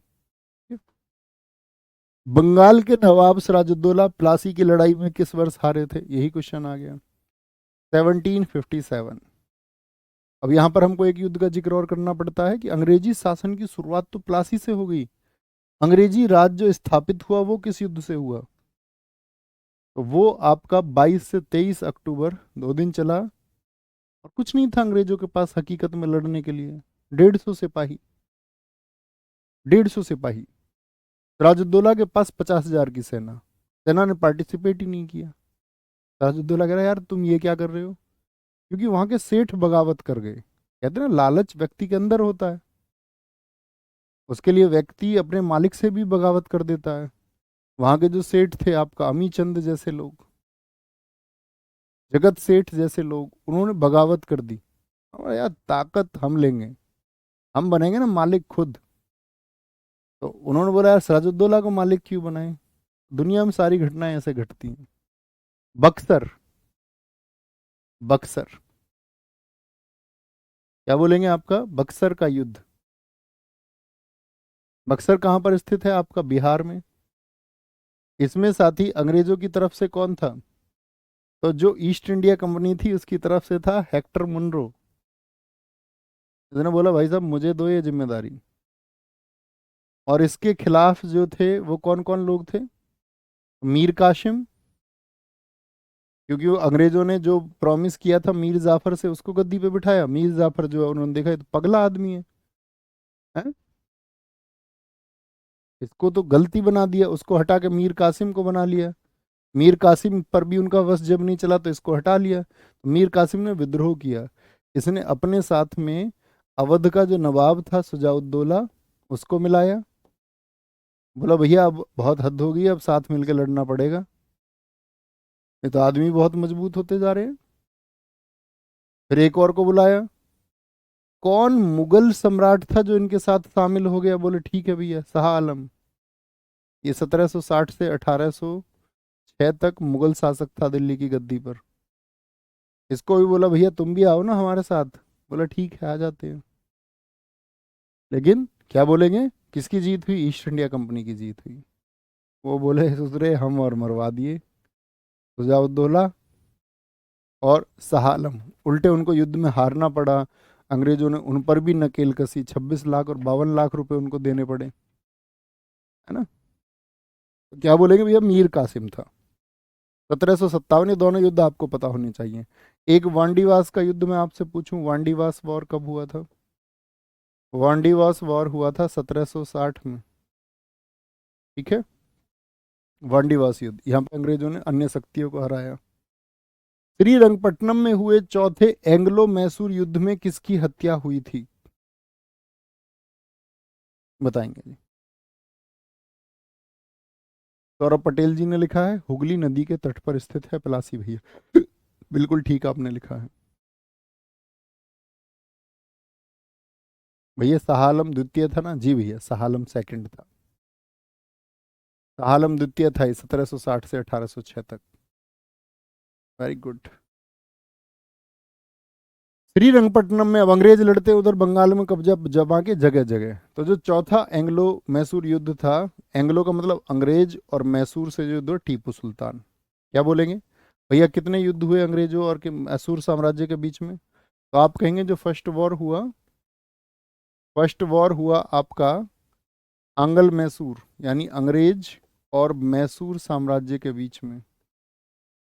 फर्स्ट वॉर हुआ आपका 1767 से 69 चला। ईस्ट इंडिया कंपनी इसमें हारी। टीपू सुल्तान का जो पिता था हैदर अली, उसकी जीत हुई। हैदर अली की जीत हुई। अंग्रेज हारते ही एकदम से बाबूजी बाबूजी करके पैर पकड़ने लगते थे। बोले बाबूजी अब नहीं लड़ेंगे आगे से। ठीक है। सेकंड वॉर हुआ तो हैदर अली की जीत हुई, तो ईस्ट इंडिया कंपनी को ये बात पची नहीं, फिर से उन्होंने तिकड़म लगाई। दूसरा युद्ध लड़ा 1780 से 84। 4 साल तक चलते रहे, संघर्ष चलते रहे। बीच में हैदर अली की मौत हो गई, टीपू सुल्तान आया। ये युद्ध 50-50 पर हो गया। तो 50-50 पर हो गया तो यहाँ पर साथी पहले तो ये याद रखो कि जब हैदर अली की जीत हुई तो हैदर अली ने मद्रास की संधि की, किसके साथ में? अंग्रेजों के साथ में। ठीक है। और सेकंड वॉर 1780 से 84 जो हुआ, इसमें किसकी? मंगलौर की संधि हुई। ये 50-50 पर था। ऐसी स्थिति आ गई, ना तुम पे लड़ा जा रहा है ना हम पे, ठीक है समझौता कर लेते हैं। जो थर्ड वॉर हुआ आपका, थर्ड वॉर हुआ वो हुआ साथी आपका 1790 से 92। इसको बोलते हैं, इसमें जो संधि हुई इसमें टीपू सुल्तान को, भाई यहाँ हैदर अली बीच में एक्सपायर हो गया 1782 में। आपका कौन लड़ रहा था? टीपू सुल्तान। तो टीपू सुल्तान की यहाँ बहुत तगड़ी हार हुई और टीपू सुल्तान को अपना ऐसे समझो आधा राज्य देना पड़ा श्रीरंगपट्टनम संधि पे। 50% राज्य उसको देना पड़ा, कमजोर हो गया। और जो फोर्थ था आपका, इसमें अंग्रेजों ने चुपचाप से आक्रमण करवा दिया, किसके ऊपर? टीपू सुल्तान के ऊपर। और इसमें क्या हो गया? टीपू की मौत हो गई। टीपू की मौत हो गई। ठीक है, कोई दिक्कत कोई परेशानी? फ्रांसीसियों की तरफ पक्ष में रहता था टीपू। जैसे बोलते जैकोबिन क्लब का सदस्य कौन बना, स्वतंत्रता का वृक्ष किसने लगवाया, श्रीरंगपट्टनम में करवाई उसने सारी चीजें, वो फ्रांसीसियों के समर्थन में था। ठीक है। द लॉयन ऑफ श्री रंगपट्टनम उसको कहते हैं। सर हमें कमेंट करने का टाइम ही नहीं मिलता, फिर कैसे कमेंट करें? अरे वाह बेटा, कुमकुम नाम है तुम्हारा, कुमकुम क्या, गुनगुन, वेरी गुड, आगे आएंगे। कितने इनोसेंट बच्चे हो आप। 1757 में तुम बहुत चालू बच्चे हो, मैं जानता हूं तुमको। 1757 में प्लासी के युद्ध में ईस्ट इंडिया कंपनी की सेना का नेतृत्व किसने किया था? ईस्ट इंडिया कंपनी, ये क्वेश्चन आया जी। तो क्या बोलेंगे? प्लासी को रॉबर्ट क्लाइव, रॉबर्ट क्लाइव ने, ठीक है। प्लासी और बक्सर की लड़ाई ने रिक्त स्थान पर अंग्रेजी शासन की स्थापना की। क्या उड़ीसा पर ये लड़े गए थे? अवध के लिए ये लड़े गए थे? बिहार के लिए या फिर बंगाल के लिए? भैया स्पष्ट है, हमें भी बातों से स्पष्ट हो गया जैसे हमने चर्चा की। तो क्या टारगेट था उनका? बंगाल उनका टारगेट था, बंगाल उनका टारगेट था। आगे आएंगे। सन 1853 में रिक्त स्थान तक यातायात के लिए पहला रेल मार्ग खोला गया था। पहला रेल मार्ग पुणे से ठाणे, नागपुर से पुणे, बॉम्बे से ठाणे, या फिर बॉम्बे से पुणे रेल चली। तो मुंबई से ठाणे। बताओ भाई कब चली थी रेल? आप बोलेंगे भैया 1853 में चली, 1853 में चली थी। 14 रेल के डिब्बे। कितने रेल के डिब्बे थे? 14 रेल के डिब्बे थे। 3 इंजन थे इसमें, 3 इंजन। ना जाने कितनी बार पूछा है कमीशन ने तो। साहिब, सुल्तान और सिंध। कौन से इंजन थे? साहिब, सुल्तान और आपका सिंध इंजन थे, सिंध इंजन थे, ठीक है। 16 अप्रैल 1853 को ये चली, 34 किलोमीटर चली थी, 34 किलोमीटर। किसका टाइम था ये? तो भारत में रेलवे का जनक किसको कहा जाता है? डलहौजी को कहते हैं। और डलहौजी को किसके लिए जाना जाता है? भैया डॉक्ट्रिन ऑफ लैप्स के लिए जाना जाता है। Doctrine of lapse, doctrine of lapse समझते हो? इसको बोलते हैं व्यपगत सिद्धांत, व्यपगत सिद्धांत। राज्य हड़प नीति, क्या बोलते हैं इसको? राज्य हड़प नीति, राज्य हड़प नीति। तो इसने क्या किया? Doctrine of lapse. सबसे पहले किसको हड़पा था भैया? सतारा को, 1848 में। मतलब जिन राजाओं के अपनी संतान नहीं होती थी वो गोद नहीं ले सकते, ठीक है, वो गोद नहीं ले सकते अब किसी बच्चे को, है ना। सतारा हो गया, 1848 हो गया आपका। उदयपुर को कब इन्होंने घेरा था? आपका 1852 हो गया। झांसी 1853, फाइनल एग्जीक्यूशन 1854 में हुआ था उसका, 1853, ठीक है। मैं पूछू डलहौजी के टाइम पे ही क्या आया? पोस्ट ऑफिस एक्ट आया। डाकघर एक्ट किसके समय पे आया? डलहौजी के टाइम पे आया। अगर मैं बात करूं डलहौजी के टाइम पे क्या आया? PWD, public works department act, यानी लोक निर्माण विभाग अधिनियम किसके समय पे आया? डलहौजी के समय पर आया। यहाँ पर एक क्वेश्चन और पूछा जाता है कि आपका, हाँ, ये क्वेश्चन और पूछा जाता है कि भाई उसने अवध पर जो कुशासन के आरोप लगाए वो किस वर्ष में लगाए थे? तो अवध, अवध अवध पर जो साथी कुशासन के आरोप लगाए उसने, भाई उसने कहा कि भाई यार यहाँ तो कोई दिक्कत ही नहीं है, यहाँ तो राजा का अपना बेटा भी। बोला नहीं, इन पे शासन नहीं ठीक चल पा रहा है। 1856 में उसने क्या कर लिया? उसको कुशासन का आरोप लगा के अपनी तरफ कर लिया। बहुत बढ़िया, और बहुत सारा थैंक यू। कल ही चैनल बना SSC के लिए, और अभी जस्ट नाउ उस पे आपका 2 लाख बच्चे जुड़ चुके हैं, ठीक है जी। किरण, किरण सॉरी, कोई दिक्कत कोई परेशानी? आगे। स्थायी बंदोबस्ती लागू होने के समय वर्धमान का राजा कौन था? जब आपका स्थायी बंदोबस्त हुआ आपका साथी, इसको किसने लागू किया था? कार्नवालिस ने, जो नागरिक सेवा का जन्मदाता है। कार्नवालिस। क्या बोलेंगे? जब आपका परमानेंट सेटलमेंट लागू हुआ 1793 में, तो आपका कौन था राजा वहां का? तो क्या बोलेंगे? तेज चंद था, तेज चंद। ठीक है। ऐसे ही मुझे कुछ संधि पूछी जाती है, जैसे साथी आपका स्थायी बंदोबस्त की संधि हो गई, सबके साथ में भी जो भी आपका टैक्स कलेक्ट होगा उसमें 90% तो ईस्ट इंडिया कंपनी रखेगी, और 10% किसका होगा? वो जो इकट्ठा कर रहा है जमींदार, उसका होगा। मुझे बताओ सहायक संधि से किसका संबंध है, जिसके तहत सबसे पहले हैदराबाद को 1798 में इन लोगों ने अपनी तरफ मिला लिया था? तो कौन है वो सहायक संधि से संबंधित है? वेलेजली। वेलेजली। हस्तक्षेप की नीति किसने अपनाई? हस्तक्षेप, क्या बोलेंगे? हस्तक्षेप की नीति किसने अपनाई थी? हस्तक्षेप की नीति भैया जॉन सोर की है। किसकी है? जॉन सोर की है। जैसे मैं पूछूं रैयतवाड़ी अवस्था से किसका संबंध है? रैयतवाड़ी सिस्टम से। तो रैयतवाड़ी सिस्टम से संबंध है आपका कर्नल रीड का। Colonel Read 1792, 1792। जैसे मैं पूछूं आपका इजारेदारी प्रथा, ठेके पर भूमि को दे देना, कि भैया ये ठेका तुमको मिलता है, टैक्स कलेक्ट करके तुम दोगे, तुम्हारी जिम्मेदारी है, 1772 की। ये हेस्टिंग्स का है, हेस्टिंग्स का है। ठीक है। हेस्टिंग्स, हेस्टिंग्स से इसका संबंध है। सर विलियम जोन्स द्वारा कलकत्ता अब कोलकाता में एशियाटिक सोसाइटी का गठन कब किया गया था? बोलेंगे जी। चैनल का नाम RWA SSC exams, SSC exams. जो SSC के सारे फॉर्मेट है ना, सारे फॉर्मेट मतलब MTS हो गया आपका,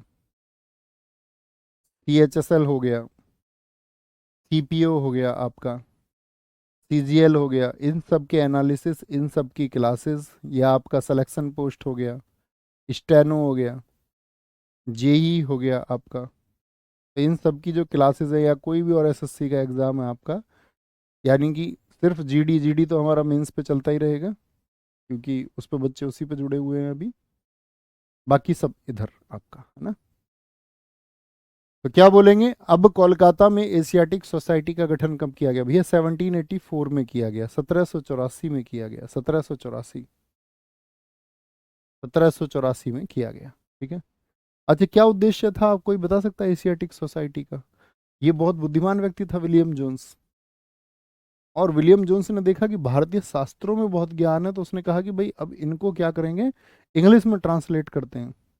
जैसा विज्ञान शाकुंतलम को सबसे पहले ट्रांसलेट कर लिया इन्होंने। ठीक है। भैया रैयतवाड़ी व्यवस्था से मुनरो का संबंध भी बताया जाता है। हाँ, मद्रास में मुनरो का संबंध है। ऑल ओवर रीड का रीड उसका जनक है। तो क्या बोलेंगे किसके समय?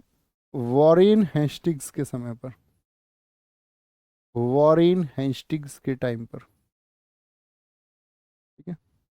जैसे मुझे बताओ सती प्रथा का अंत किस गवर्नर के समय पर हुआ था? तो क्या पूछेगा, क्वेश्चन पूछता है गवर्नर के टाइम पर, हमने इतिहास में क्रम से पढ़ा है सारे गवर्नर को। तो क्या बोलेंगे भैया, सती प्रथा का अंत 1829 में किसके समय पर हुआ था? बेंटिक के समय पर हुआ था। जैसे बेंटिक के समय आपका पहला जो लॉ कमीशन है वो भी बना था।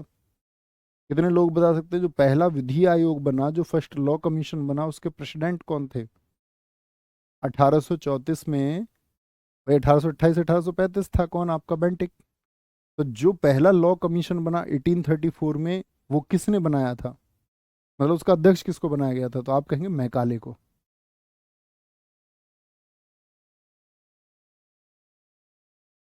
बोलो जी। बहुत बढ़िया, बहुत अच्छा लिखा। इस तरह के बच्चों की बहुत आवश्यकता है। Vijay Pal, to translate all knowledge. सही शब्द आपने जोड़े हैं। Very good. वुड के आदेश पत्र, एक वुड का आदेश पत्र आया किसके टाइम पर? डलहौजी के टाइम पर आया था ये। डलहौजी के टाइम पर। डलहौजी का काल याद रख लो तो घटना याद रहती है। 1848 से 56 कौन है? वो डलहौजी है। जैसे विडो रिमैरिज एक्ट किसके टाइम पर ईश्वर चंद्र विद्यासागर के प्रयासों से आया था? तो उसके लिए जो ड्राफ्ट आया था वो आया था 1856 में डलहौजी के टाइम पर। लेकिन वो चीज़ें फिर लागू तो हो नहीं पाई, तो कैनिंग, कैनिंग है 1856 से 62, ये याद रखो।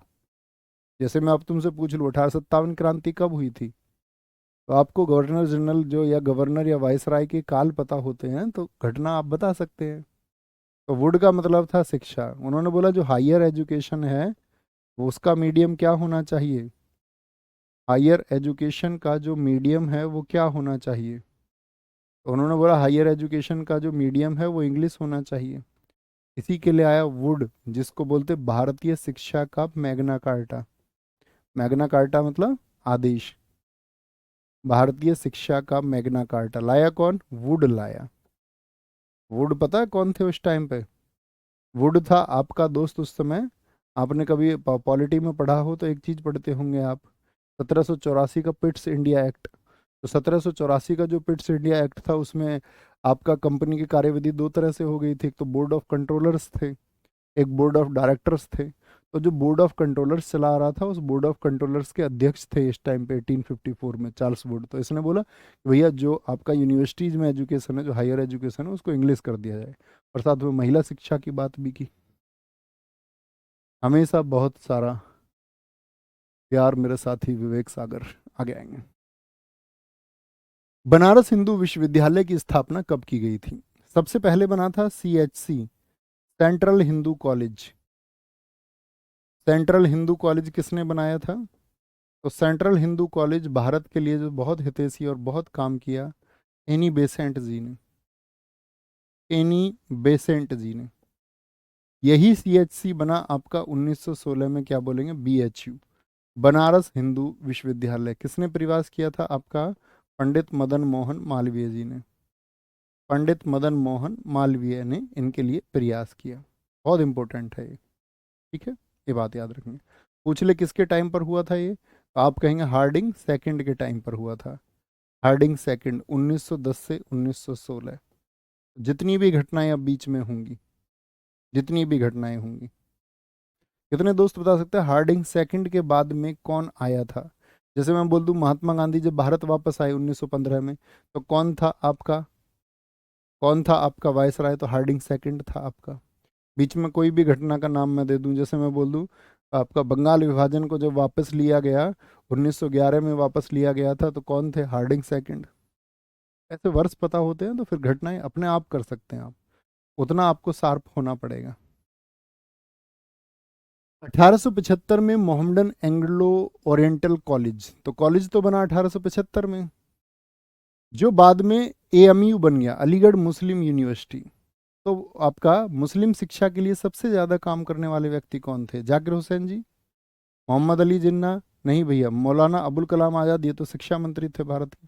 सैयद अहमद खान, सैयद अहमद खान, इन्होंने ही बनाया था आपका ये क्या बोलेंगे, Mohammedan Anglo oriental college. AMU कब बना था, अलीगढ़ मुस्लिम यूनिवर्सिटी? 1920 में। इन्होंने एक बुक लिखी है दोस्त, बड़ी इंपॉर्टेंट है, बहुत पूछी भी जाती है, the cause of the Indian revolt, भारतीय विद्रोह के कारण।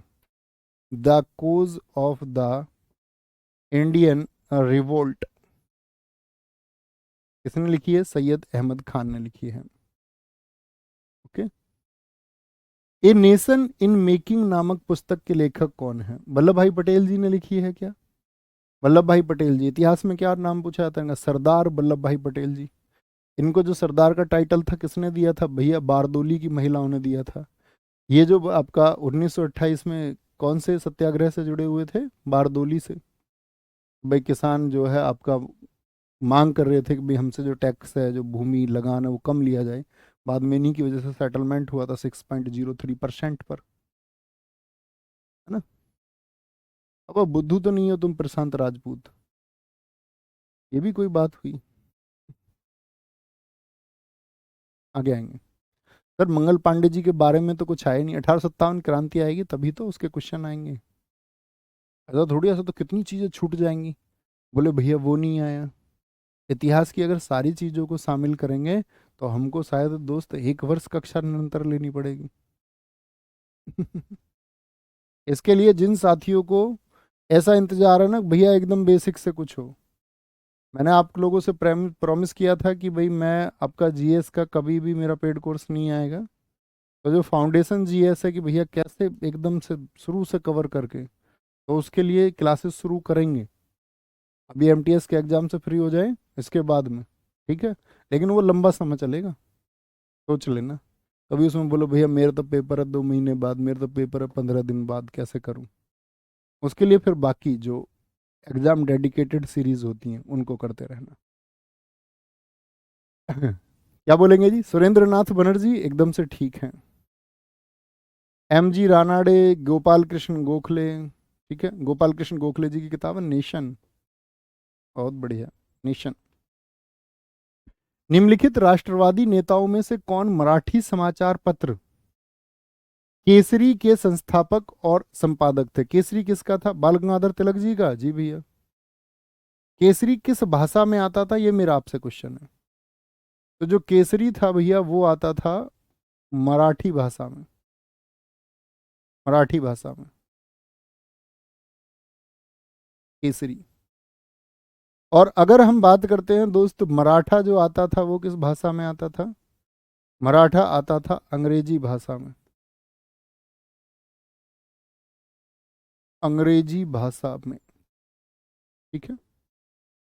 बाल गंगाधर तिलक जी ने ही क्या लिखी थी? आपका गीता रहस्य पुस्तक लिखी। कहाँ पर लिखी थी ये बताएंगे? भैया मांडले जेल में लिखी थी, जब इनको बंद कर दिया गया था जेल में। The Arctic home in Vedas, Aryan invasion theory वगैरह इन्होंने इसी में दी थी। आर्यों का आक्रमण भारत पर कैसे हुआ था, the Arctic home in Vedas, ये पुस्तक इन्होंने लिखी। अगर मैं आपसे कुछ साथी जानना चाहूँ, न्यूज़पेपर्स, जैसे मुझे बताओ संवाद कौमुदी से संबंध किसका रहा है? संवाद कौमुदी किसका अखबार है? मैं बोलूँ भारत को जगाने वाला मिरातुल अखबार किसका था? ये भारत के शुरुआती अखबारों में से कहे जाते हैं। सबसे पहले नहीं है, भी सबसे पहले मान लो तो क्या बोलेंगे? राजा राम मोहन राय। सबसे पहला अखबार तो कौन सा था हमारा, बताना? राजा राम मोहन राय। आप कहेंगे भैया वो तो 1780 का बंगाल गजट है, जेम्स एगस्टस हिक्की ने उसको लागू कराया था। सोम प्रकाश किसका था? लोगों को जगाने के लिए, जो विधवाओं की स्थिति को सुधारने के लिए, लड़कियों की स्थिति को सुधारने के लिए हमेशा प्रयास करते रहे। ईश्वर चंद्र विद्यासागर, ईश्वर चंद्र विद्यासागर, ठीक है। सोम प्रकाश हो गया आपका। क्या बोलेंगे? बॉम्बे क्रॉनिकल, बॉम्बे क्रॉनिकल किसका था साथी आपका? आप कहेंगे फिरोज शाह मेहता का था। फिरोज शाह मेहता नरम दल के नेता थे। गरम दल के कौन है? लाल बाल पाल है भैया, वो गरम दल के हैं। मूक नायक किसका अखबार था? मूक नायक, क्या बोलेंगे भैया? ये बाबा साहेब का था, बाबा साहेब भीमराव अंबेडकर जी का था। गांधी जी के अखबार कौन कौन से थे साथी आपका? नवजीवन और हरिजन किसके अखबार है? यंग इंडिया भी इनकी मैगजीन थी। नवजीवन, हरिजन, यंग इंडिया, यंग इंडिया किसकी मैगजीन थी? ये मैगजीन थी साथी आपका मोहनदास करमचंद गांधी, एम के गांधी, मोहनदास करमचंद गांधी की थी।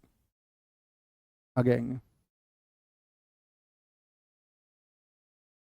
भैया। रैयतवाड़ी व्यवस्था की डेट देख लीजिए पीयूष जी, क्या हम डेट को गलत लिख चुके हैं? रैयतवाड़ी व्यवस्था 1792 होना चाहिए दोस्त, रैयतवाड़ी व्यवस्था 1792 ही है दोस्त। एकदम ठीक है मेरे दोस्त, क्या लिख रहे हैं आप? अच्छा, भारत में देसी भाषा प्रेस अधिनियम किसने पेश किया? भाई हमारे यहाँ तो देसी भाषा का मतलब होता है वर्नाकुलर, जो आप बोलते हैं डायलेक्ट, देसी बोली। तो भारतीय लोग क्रांति के लिए भाई मैसेज भेजें लोगों को तो कैसे भेजें? स्थानीय भाषा में ही तो भेज सकते हैं, वैसे थोड़ी इंग्लिश में पत्र छाप देते। अंग्रेजों ने क्या बोला, यार हमारे तो समझ में आता नहीं है क्या लिख के भेजते हैं हिंदी में। कभी कभी तो जो लोग हमारे चापलूस लोग हैं वो बता देते हैं, नहीं तो कभी कभी पता ही नहीं चलता, ना जाने कितने पत्र छप जाते हैं, कितने पर्चे छप जाते हैं। उन्होंने बोला ये स्थानीय लैंग्वेज जो है, स्थानीय भाषा जो है इसको बंद ही कर दो। बहुत बढ़िया अंकित चौधरी जी, वेरी गुड, बहुत शानदार। देसी भाषा प्रेस अधिनियम तो ये किसने पेश किया था? लिटन ने। लिटन खतरनाक आदमी है, मैंने आपको बताया था, इसने बहुत सारी रोक लगाई। ये 76 से 80 था। इसके कारनामों को सुधारा किसने था? रिपन ने। 1880 से 84 उसका टाइम पीरियड है। लिटन ने जैसे क्या बोल दिया था, शस्त्र अधिनियम किसके समय पर आया, इसी के समय पर आया 1878 में। शस्त्र एक्ट कि भाई भारतीय हथियार नहीं रख सकते क्योंकि क्रांति कभी फिर से कर दे। वर्नाक्यूलर प्लेस एक्ट बोलते हैं। वर्नाकुलर जो प्रेस एक्ट था वो कब आया था, तो आप कहेंगे भैया वो भी आपका 1878 में आया। ठीक है। पूछा जाता प्रथम दिल्ली दरबार किसके समय पे लगा था, कितने दिल्ली दरबार लगे बताना। 1877 में, वो इसी के टाइम पर लगा था।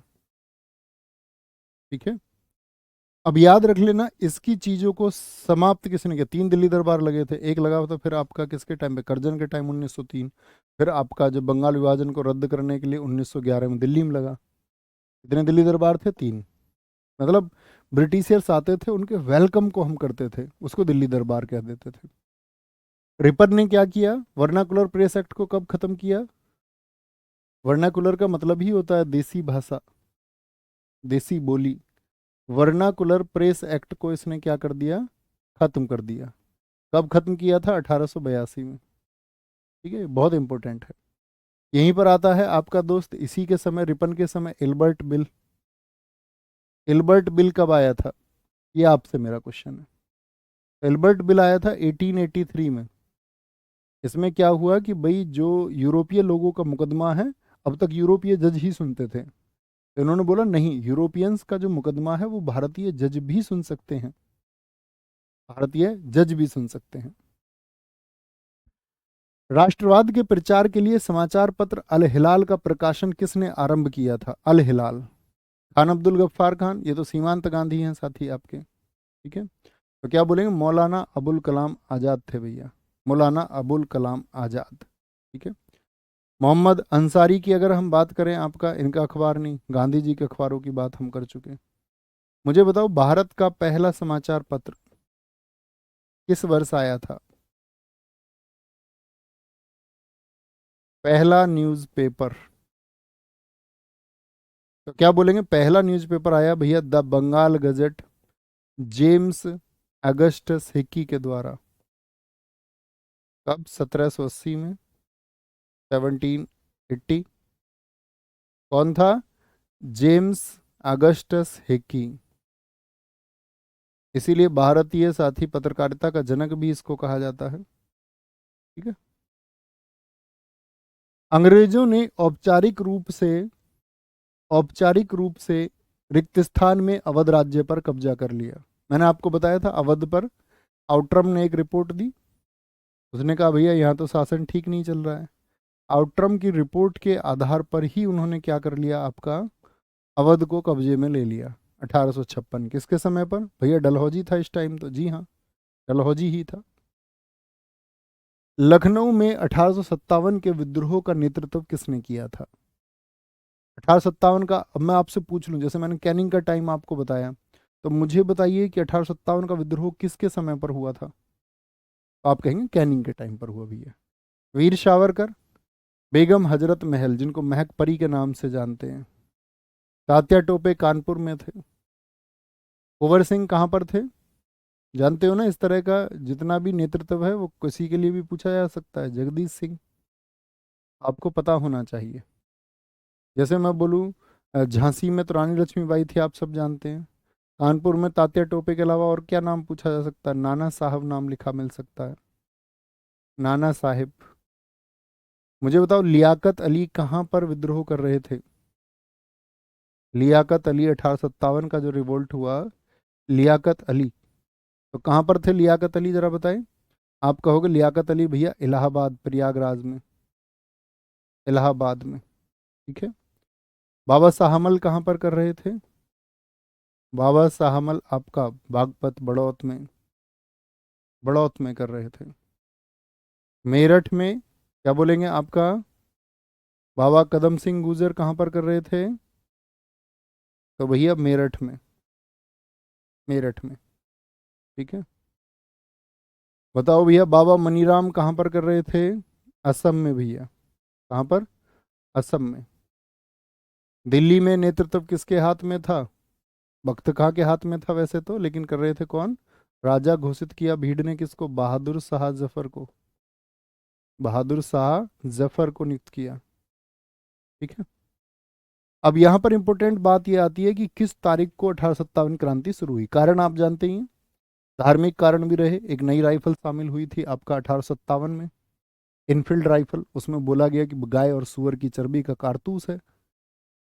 इनफील्ड राइफल वो 7.62 mm वाली, है ना?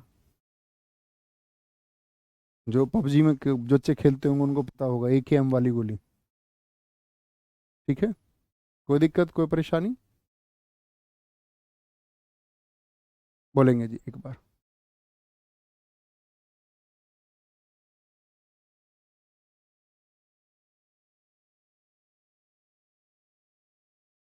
जगदीश सिंह नहीं, सॉरी, एक बच्चा कह रहा है जगदीश सिंह नहीं। कुंवर सिंह कहाँ पर थे आपका? कुंवर सिंह कहाँ पर थे? कुंवर जगदीश सिंह नाम है इनका। ये बिहार में थे, आरा में। जगदीशपुर नहीं, बिहार, आरा में थे। ठीक है। और भी बहुत सारे कारण रहे। उन्होंने कहा दिया भाई मुझे बताओ प्लासी का युद्ध कब हुआ? 1757 में। एक मिथ ये फैल गया कि अंग्रेज जो है 100 साल के बाद चले जाएंगे। अपने आप ही बना लिया लोगों ने।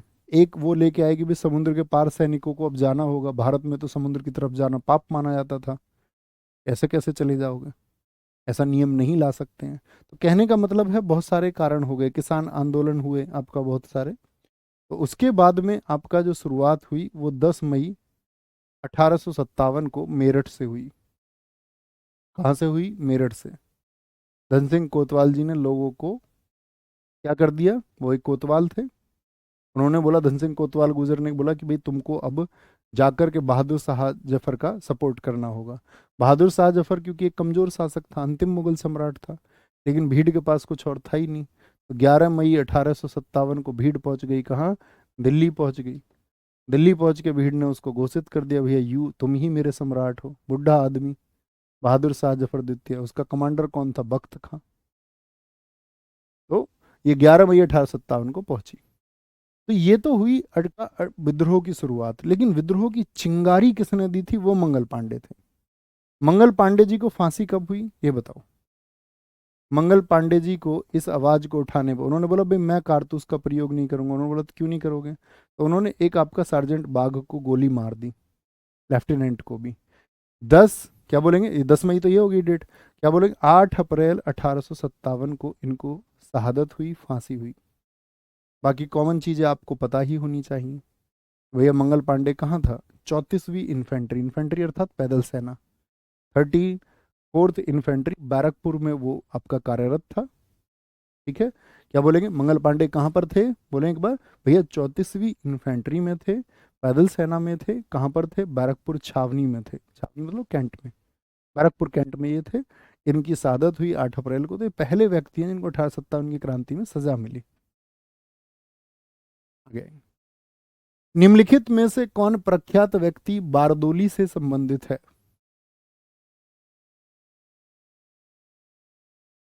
भैया 1857 में मुगल शासक वाजिद अली शाह था। हाँ बेटे, बहुत बढ़िया।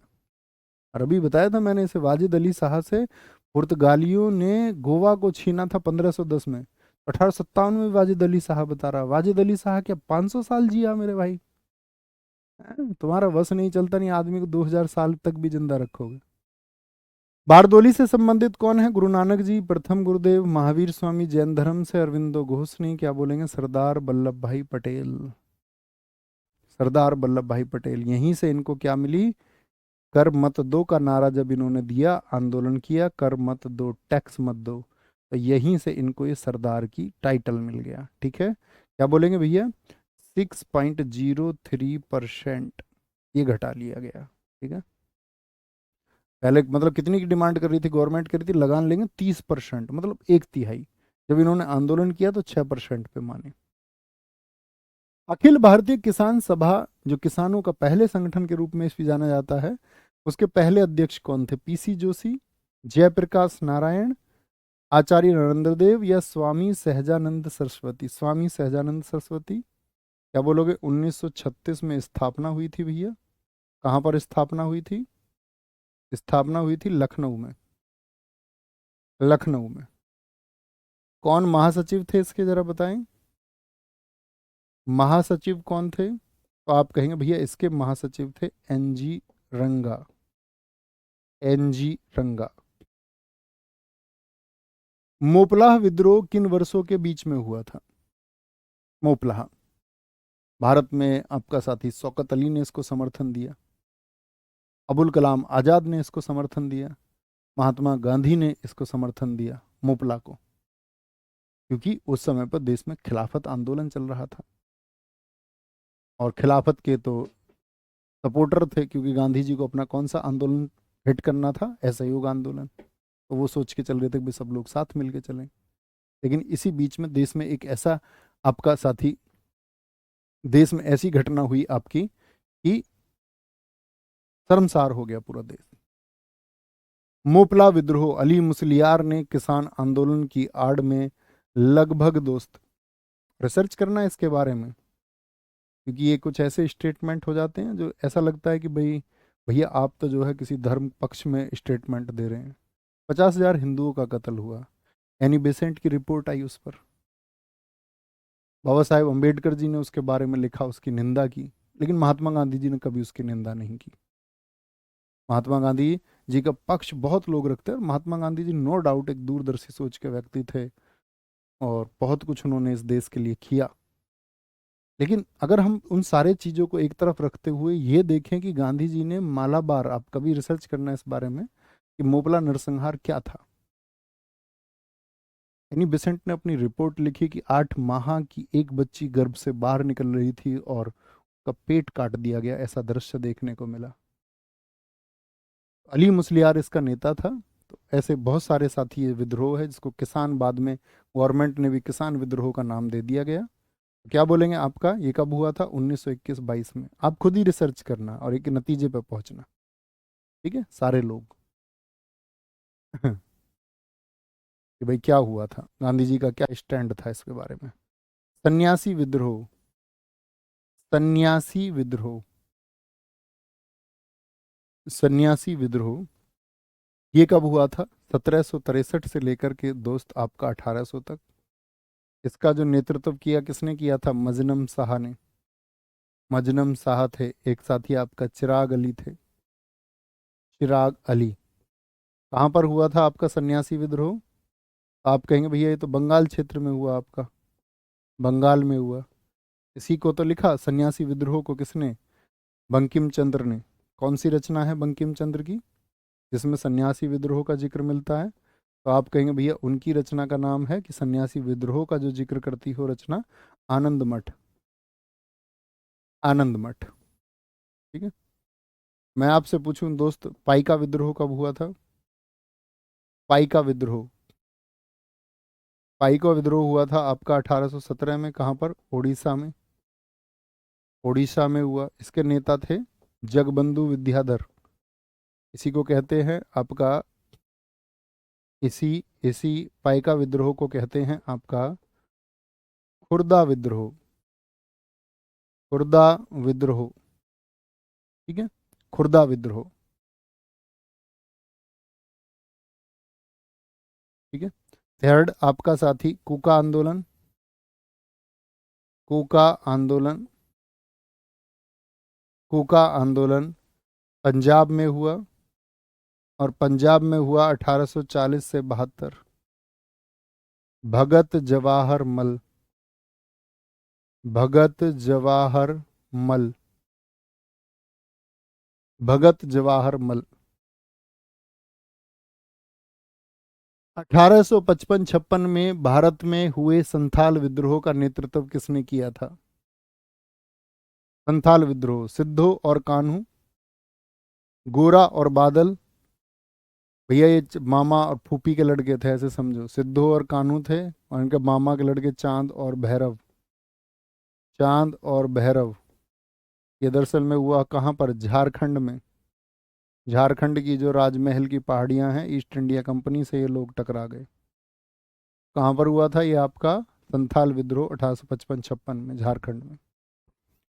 वेलुथम्पी दल किस भारतीय रियासत से जुड़े थे? उन्होंने अंग्रेजों के विरुद्ध विरोध के लिए, इसको बोला जाता वेलुपंथी विद्रोह 1808 का, 1808 का वेलुपंथी विद्रोह, ये 1857 के पहले के विद्रोह हैं।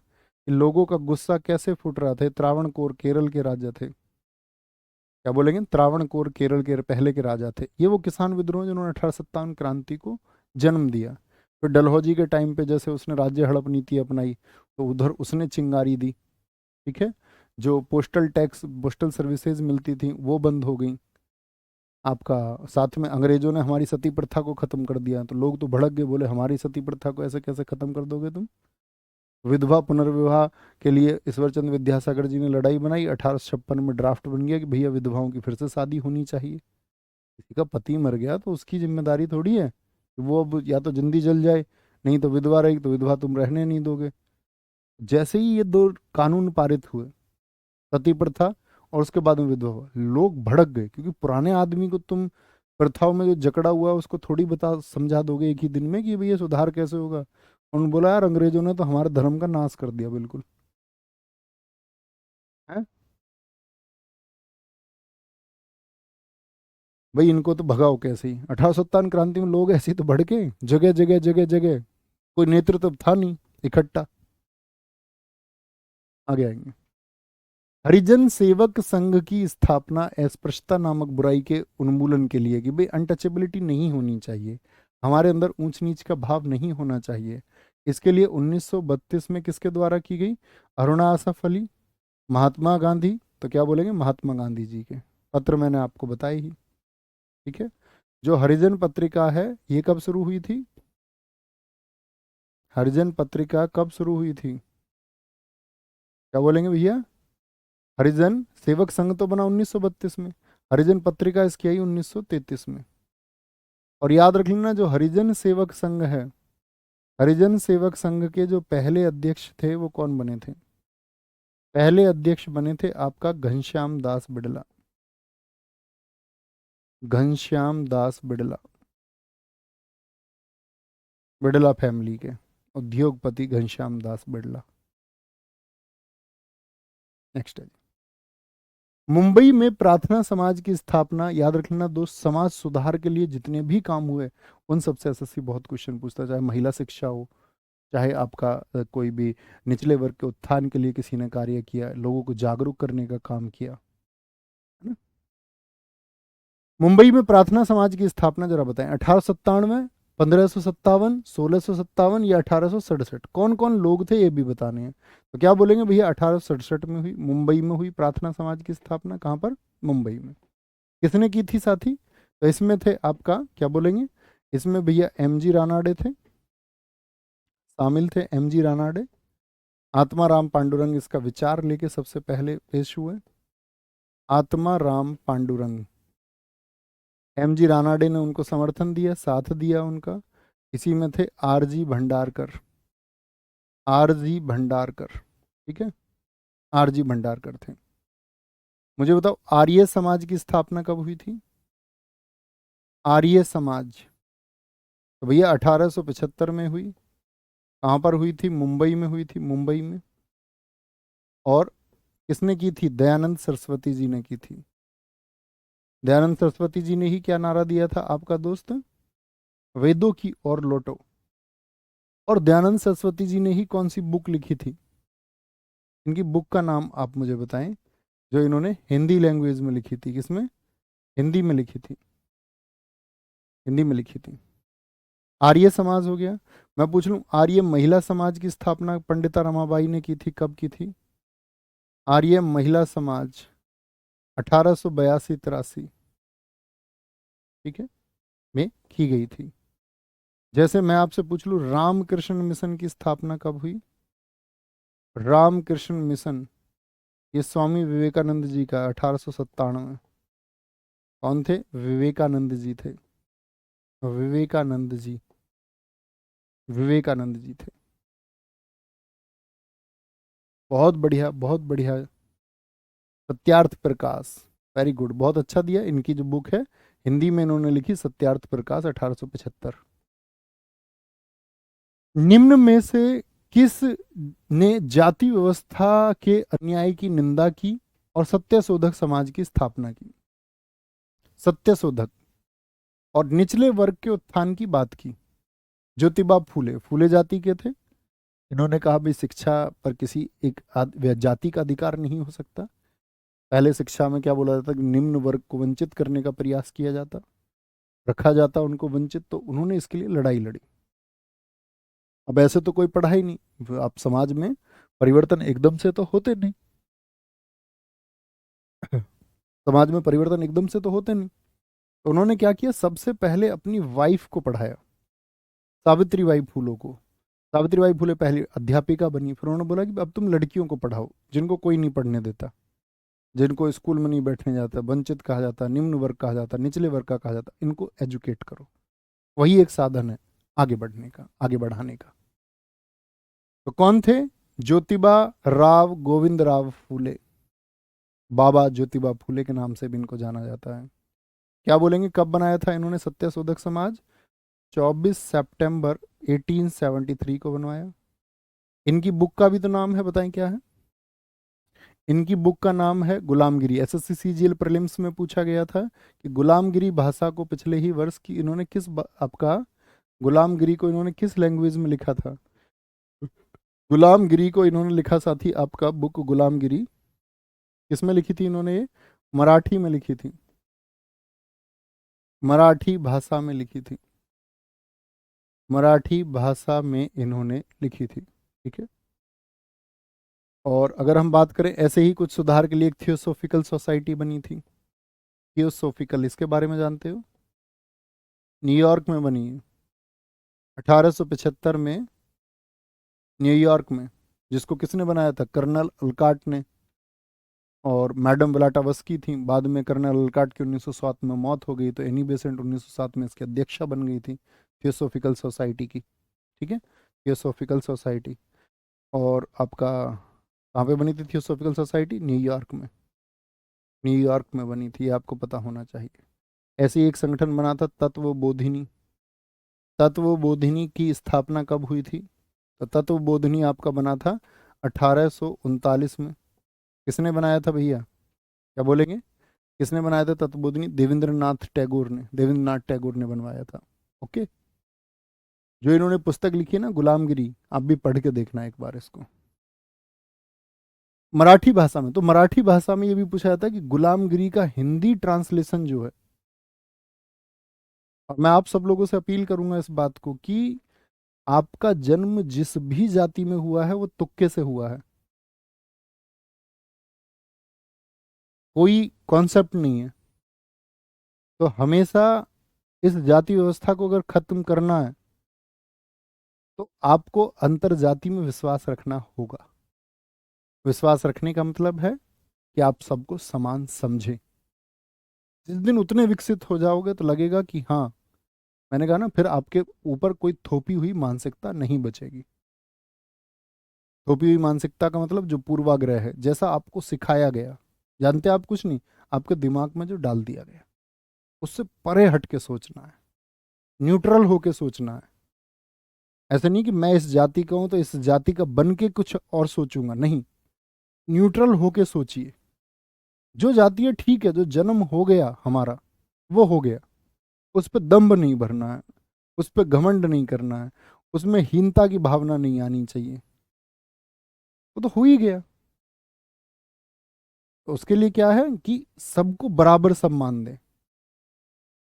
आपकी जो भी जाति है ठीक है भाई, हम सभी लिखते हैं, अपने सरनेम लिखते हैं, सब कुछ लिखते हैं, लेकिन इसका मतलब किसी अन्य से तुलना नहीं होना चाहिए। समझ पा रहे हैं मेरी बात? आगे, आत्मीय सभा के संस्थापक कौन थे? नरेंद्रनाथ दत्त, मूलशंकर, गदाधर चट्टोपाध्याय, या फिर राजा राम मोहन राय? क्या बोलेंगे भैया? आत्मीय सभा उन्होंने बनाई 1815 में, 1815। आत्मीय सभा और दोस्त वेदांत कॉलेज कब बनाया? वेदांत कॉलेज, वेदांत कॉलेज उन्होंने बनाया 1825 में। ना मतलब उस समय पे कोई सोच नहीं सकता था जितना राजा राम मोहन राय ने सोचा और प्रयास किए। लोगों की गालियां खाई भाई, कोई भी बदलाव और सही बात करेगा तो बाद में एक्सेप्ट हो, वो बात अलग है। लेकिन एक टाइम पे तो लोग गाली देंगे ना कि भाई जमा जमाया उनके दिमाग में, जिसके में मान के चलो कीचड़ भरी हुई है, तो उसको तुम कुछ परिवर्तित करना चाह रहे हो तो ऐसे थोड़ी ना एक्सेप्ट कर लेगा एकदम से कि भाई हाँ परिवर्तन हो जाए। वो तो उस समय की जो चल रही प्रथा है उनका समर्थक बनेगा। उस समय इनको भैया बड़ा लोग बोलते थे ये तो हमारे धर्म को खराब करने आया है। ये बात कर रहे थे लोगों से, इसीलिए इन्होंने बोला नव प्रभात का तारा, morning star of India, father of renaissance, पुनर्जागरण का जनक, नवयुग का तारा, नव प्रभात का सितारा, भारत का आधुनिक व्यक्ति। इन्होंने कहा भाई आप एक बार न्यूट्रल होइए। जाति व्यवस्था का विरोध इन्होंने किया। इन्होंने कहा नहीं, हमें जातियों में विश्वास नहीं रखना है, ठीक है, एज ए ह्यूमन हमको चीजों को देखना होगा।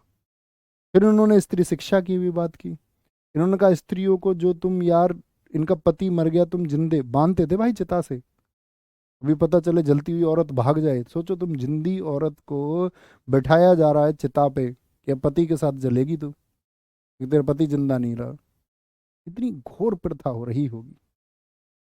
इन्होंने जब लोगों से बोला होगा उसके लिए सोच के देखना जरा कि यार ये नहीं होने देंगे, इसके बदलेंगे इसको। तो जो चला आ रहा था उस पर कितना लोगों पे क्या जोर पड़ा होगा। लेकिन आज अगर किसी की बेटी को बिठा के जलाने लगे तो समाज में परिवर्तन जो होते हैं वो लंबे समय के प्रयासों के बाद होते हैं, और उसके लिए पहल करनी होती है। अब ऐसे नहीं कि बोले किसी ने बोल दिया कि भाई यार दहेज नहीं लेना चाहिए, खुद तो दहेज लेता है और लोगों को मैसेज देता दहेज नहीं लेना चाहिए। तो जो बदलाव आप चाहते हैं वो आपको सबसे पहले अपनी निजी जिंदगी में अपनाने होंगे। जातियों में विश्वास नहीं करते हैं तो अंतर जातीय, दहेज पे रोक लगानी है तो दहेज नहीं लेना होगा। ये चीजें अपने निजी जीवन में सबसे पहले अपनाओगे तब परिवर्तन होंगे।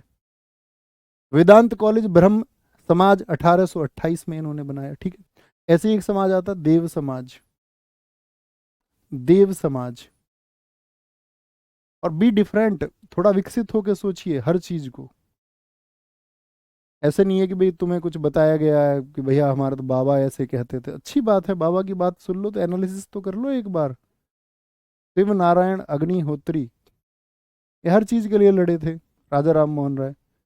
यार तुम अपने घर में रहते हो, स्त्रियों को तुम ऐसे घूंघट में रखते हो मुगल प्रथा में। अब लोग तो एकदम से लड़ गए, उन्होंने बोला नहीं भैया ये तो सम्मान का प्रतीक होता है, कि राजा राम मोहन राय क्या कह रहा है? सम्मान पे उंगली उठा रहा, करा घूंघट मत करो। उन्होंने सिर्फ एक ही बात तो कही कि भाई तुम्हारे घर में तुम्हारी बेटी भी है, तुम्हारी बेटी घूंघट में नहीं रहती, तो बहू घूंघट में रहती है, तो यहां मतलब ये अंतर क्यों? क्या सच में ऐसा होता है कि जो घूंघट में रहती हैं वो सब शर्म ही करती हैं, वो झगड़ा ही नहीं करती, वो उल्टे उल्टी बात नहीं करती, उल्टा नहीं बोलती? या इस बात की क्या गारंटी है कि जो घूंघट नहीं करती वो सब झगड़ालू ही होती है? तो लोगों ने सोचा नहीं, उनको लगा कि यार घूंघट करते आ रहे हैं, मुगलई प्रथा चली आ रही है। फिर लोगों को बोला नहीं ये तुम्हारा सम्मान है। मतलब किसी को खुद से ऊपर उठना है। अगर संवाद हो जाए, एक ससुर अपनी बहू से संवाद कर ले और पूछ ले कि आप मान के चलिए आप ससुर हैं किसी के, कल को आपके भी बच्चे होंगे, और आप संवाद कर लें अपनी बहू से और वो कोई बात आपसे स्पष्ट कह पाए, कम्युनिकेशन तो बेटर ही होगा ना घर में। या घर में भी कोई औरंगजेब है कि घूंघट करना है, नजरें खराब है घर में किसी की, फिर घर से बाहर जाओ, नजरें तुम्हारी खराब है तो फिर क्या करना है घर में?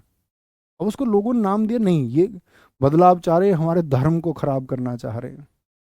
आजकल भी करते हैं, नए नए लड़के देखा तुमने, शादी में दहेज में गाड़ी ले ली और बहू अपनी बैठा ली पीछे पिछली सीट पे, कोई ड्राइवर बन के जा रहा है रिश्तेदार।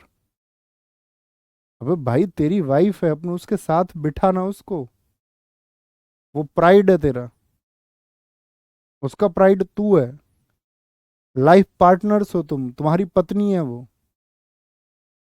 तो तुम क्या गुलाम की तरह जी रहे हो? कह रही थी गांव में पिछली सीट पे बैठी हुई ठीक है। मैं कहा यार तू कितना मूर्ख आदमी है, तेरी गाड़ी नहीं, दहेज में तूने ली है एक भीख के रूप में, दहेज मांग के, उसमें भी इतना एटीट्यूड कि वो पीछे जाएगी बैठ के, उसको साथ नहीं बिठा पा रहा है। गांव क्या कहेगा? मैं दहेज लिया, जो गांव ने कहा था कुछ? लोग इतनी विकसित बुद्धि के थोड़ी है कि तुम उनके हिसाब से जियो। अगर कोई गलत प्रथाएं चाह रहा है कि तुम उनको फॉलो करो, तो तुम तो विरोधी बनो गलत चीजों का। तुमको तो बोलना होगा कि नहीं, गांव कुछ भी कहे, शहर कुछ भी कहे, यही तो गांव थे जो लड़कियों को जलवाते थे। तो परिवर्तन धीरे धीरे होते हैं, धीरे धीरे होते हैं। ठीक है। रिक्त स्थान का नाम गदाधर चट्टोपाध्याय था, गदाधर चट्टोपाध्याय था। कौन थे गदाधर चट्टोपाध्याय? रामकृष्ण परमहंस। किसके गुरु हैं? रामकृष्ण परमहंस है भैया, स्वामी विवेकानंद जी के गुरु। विवेकानंद जी के गुरु कहाँ रहते थे? कभी पढ़ना इनके बारे में, स्वामी परमहंस जी के बारे में? के गुरु, इनकी जो वाइफ थी माँ शारदा, मानी विवेकानंद जी की जो गुरु माता थी, उनमें इनको अपनी पत्नी में ही माँ काली के दर्शन होते थे, पूजते थे उनको। मतलब पति पत्नी जैसी कोई बात रही ही नहीं। तो मैं वहाँ गया था केरल, तो उधर स्वामी विवेकानंद जी के लिए रॉक मेमोरियल है। तो रॉक मेमोरियल में स्वामी विवेकानंद जी हैं, और एक किनारे पर जो माँ है, श्री माँ शारदा देवी, उनका फोटो और तस्वीर लगी हुई है। ये बहुत मानते थे उनकी वाइफ को भी, मतलब अपनी जो गुरु माँ थी। रामकृष्ण परमहंस बंगाल में थे। सर्वेंट्स ऑफ इंडिया सोसाइटी की स्थापना किसने की? Servants of India society, Swami Dayanand Saraswati, Arya Samaj के लिए। अब धीरे धीरे क्लियर होता चला जाएगा। बाल गंगाधर तिलक जी का कोई मतलब नहीं रहा, ये तो गरम दल के भारतीय राष्ट्रीय क्रांति के नेता थे। ज्योतिबा फूले जी, सत्य शोधक समाज। तो गोपाल कृष्ण गोखले, गोपाल कृष्ण गोखले। बाल गंगाधर तिलक जी को याद रखो, होम रूल, होम रूल हालांकि कल भी क्वेश्चन लिए मैंने, कल कराऊंगा होम रूल के क्वेश्चन। गोपाल कृष्ण गोखले कब? 1905 में, 1905 में इसकी स्थापना हुई। धर्म सभा का संस्थापक निम्नलिखित में से कौन था? Very good, very good.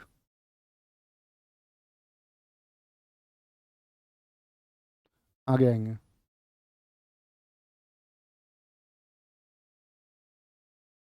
Sir जी आपने नहीं लिया था क्या दहेज? नो मेरे भाई, कोई नहीं। और ऐसा नहीं, मैंने शादी से बहुत पहले स्टेटमेंट दिया था कि मैं अगर परिवर्तन चाहता हूं तो मैं पहले उन डिसीजंस को अपनी लाइफ में अपनाऊंगा, नहीं तो मतलब नहीं। और मैंने जिस चीज़ के लिए स्टेटमेंट दे दिया तो दे दिया, फिर उसको मैं फॉलो करता हूँ। ऐसा नहीं कि ऐसे आगे कुछ भी बोल दिया और फिर कुछ भी कर रहे हैं। भैया ठीक है, किसको क्या पता चलता है, पता करिए एक बार आके कोई। ऐसा चला जाया करो तुम, तुम्हें चैनल चलाने होते हैं ना, ऐसे चैनल चलाया करो, किसी को चलाना इस इवेंट पे चलाया करो। अच्छा ये ऐसा बोलते थे, पहुंच नहीं जाते रिपोर्टर्स, उस काम को कर दिया करो। धर्म सभा का संस्थापक निम्नलिखित में से कौन था? और वैसे भी कोई सच या झूठ बोलेगा उसका आपकी जिंदगी पर तो कोई फर्क पड़ना नहीं, है ना? बहुत बढ़िया, बहुत बढ़िया। फिर कह रहा सर कैश कितना लिया था आपने? ये सही है भाई। आगे आएंगे। धर्म सभा का संस्थापक निम्नलिखित में से कौन था? देवेंद्रनाथ टैगोर, राम मोहन राय, तुलसी राय, राधाकांत देव। तो क्या बोलेंगे? धर्म सभा का जो संस्थापक है वो है राधाकांत देव। यहाँ आएंगे, इस पे फोकस करेंगे। ठीक है। और कब? 1830 में राधाकांत देव ने इसकी स्थापना की। कहाँ पर? कलकत्ता में, कलकत्ता में। ठीक है भाई, इस पेन में तो कुछ बच ही नहीं रहा यार, देखना आगे पीछे हो गया क्या, इसको सेट कर लो। प्रख्यात समाज सुधारक और महिला शिक्षा के लिए कार्य करने वाली पंडिता रमाबाई, जिन्होंने साथ ही आर्य महिला समाज की स्थापना की। किस भाषा की विदुषी? विदुषी विद्वान बोलते व्यक्ति को, विदुषी बोलते फीमेल को। तो किस भाषा की विदुषी थी? तो आप बोलेंगे भैया संस्कृत भाषा की विदुषी थी। किसकी? संस्कृत भाषा की विदुषी थी। ठीक है। और पंडिता रमाबाई को साथ ही याद रख लेना, केसरे हिंद की उपाधि दी थी अंग्रेजों ने, जो गांधी जी को दी गई थी। केसरे हिंद की उपाधि इनको भी मिली थी। पूछ लेना कभी गांधी जी के अलावा किसको केसरे हिंद का टाइटल मिला था, तो वो आपका पंडिता रमाबाई को भी मिला था। ठीक है, याद रख लेना, पंडिता रमाबाई ही हैं जिन्होंने बम्बई में शारदा सदन को शुरू किया था। बम्बई में बम्बई में शारदा सदन को शुरू किया था। किसने शुरू किया था? शारदा सदन को शुरू किया था। आगे आएंगे। बहुत बढ़िया, बहुत शानदार। रामकृष्ण मिशन किसके द्वारा गठित किया गया था? आगे आएंगे। पढ़ाई पे ध्यान दो, गुरुजी चुपचाप से आपने अकाउंट में ट्रांसफर करा लिए होंगे। हाँ ठीक है। सही है, मान ली तुम्हारी, जो तुम सोचो वो ठीक है। अब पढ़ने पे आ जाओ, उस पर राय मत दो कुछ भी, क्योंकि उसके लिए बहुत बड़ा होना पड़ता है धरातल पे।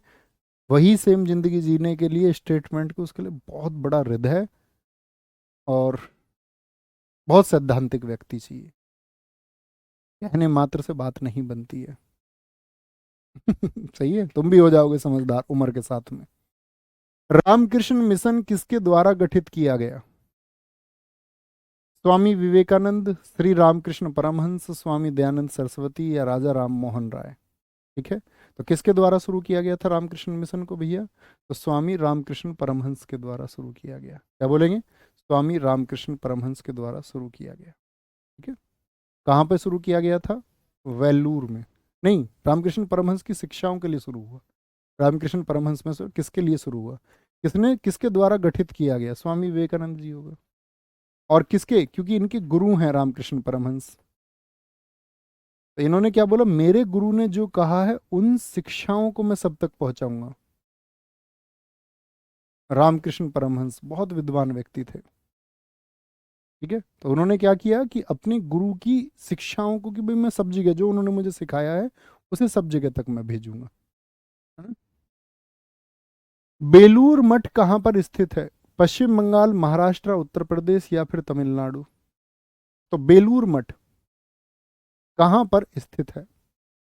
ये भी किसके द्वारा स्थापित किया गया? ये भी साथी स्वामी विवेकानंद जी द्वारा स्थापित किया गया धर्म सुधार के लिए। कहाँ पर है? पश्चिम बंगाल में, जी भैया, 1897 का बेलूर मठ। 1893 में विश्व की धर्म संघीय संसद में 11 सितंबर 1893 जो स्वामी विवेकानंद जी ने भाषण दिया, कहाँ पर भाषण दिया था? शिकागो में। पूरी दुनिया से विद्वान लोग गए थे। इनका एक बहुत छोटी सी किताब आती है, मैं तो ये बोलूँगा यूट्यूब पे जो दिया गया है ना इनका भाषण स्वामी विवेकानंद जी का, वो असली भाषण नहीं है। यूट्यूब पे चलता रहता उन्होंने क्या बोला था। एक इनके ही अपने साथी रामकृष्ण मिशन की किताब आती है ना, तो उसमें शिकागो वक्रता नाम से, कितनी पतली सी किताब है, मतलब शिकागो वक्रता, तो उसमें आपका 18 पेज में उसका उनका ये भाषण दिया हुआ है। कभी पढ़ना, आपको मिल पाए किसी बुक स्टोर से तो, है ना, या उसकी कोई पीडीएफ बना के मैं कभी शेयर करूंगा, मेरे पास है वो। शिकागो। कौन? स्वामी विवेकानंद जी, कि उन्होंने क्या पक्ष रखा था दुनिया के सामने। क्या बोला था उन्होंने कि उनकी जो मूल भाषा थी वो इस बात को लेकर थी, पश्चिम में जो क्या है आपका साइंस आ गया है, तो उन्होंने बोला था पश्चिम के भौतिकवाद को यदि पूर्व यानी हमारे देश के अध्यात्मवाद से जोड़ दिया जाए तो एक बेहतरीन दुनिया बनेगी। वो कैसे बनेगी, उसी आधार पर उन्होंने फिर बताया सब लोगों को। स्वामी विवेकानंद जी का जन्म, बोलो, 12 जनवरी 1863। तब तक आपका 4 जुलाई 1902, 39 वर्ष का बहुत छोटा सा जीवन था। जीवन कहते हैं ना कि लंबा नहीं महान होना चाहिए, वो इनका जीवन था। इन्होंने 2 पत्र, इनकी बुक्स के नाम बताओ, कौन कौन बताएगा? उद्बोधन, उद्बोधन आपका बंगाली में इन्होंने लिखा था, और साथ ही आपका क्या बोलेंगे, प्रबुद्ध भारत अंग्रेजी में। प्रबुद्ध भारत अंग्रेजी में, अंग्रेजी में, प्रबुद्ध भारत अंग्रेजी में बताएंगे जी। Very good. प्रबुद्ध भारत। किताब बताइए इनकी कौन कौन सी थी? माइंड माई मास्टर, संगीत कल्पतरु किसकी पुस्तक है? धर्म योग, राजयोग, कर्म योग, भक्ति योग, ये सब किसकी पुस्तकें हैं? ये सब भैया स्वामी विवेकानंद जी की पुस्तकें हैं, जितनी भी योग से हैं। धर्म योग, राजयोग, कर्म योग, भक्ति योग, ये किसकी किताबें हैं? आप कहेंगे स्वामी विवेकानंद जी की किताबें हैं। आधुनिक भारतीय नवजागृति का जनक किसको माना गया है? किसने जगाया लोगों को? क्या बोलोगे? इन्हीं को बोलते हैं फादर ऑफ इंडियन रेनेसा, भारतीय पुनर्जागरण का जनक। भारतीय पुनर्जागरण का जनक किनको कहा जाता है? ठीक है, father of India Renaissance. Dayanand Saraswati निम्नलिखित में से किस मिशन के संस्थापक थे? अभी बताया था मैंने अभी थोड़ी देर पहले आपको। ब्रह्म समाज नहीं है, भूलना है। तो आर्य समाज के संस्थापक थे। प्रार्थना समाज 1867 का है। आर्य समाज 1875। तो धर्म सुधार के लिए जितनी भी संस्थाएं हैं वो बहुत इंपॉर्टेंट है। बोलेंगे भाई?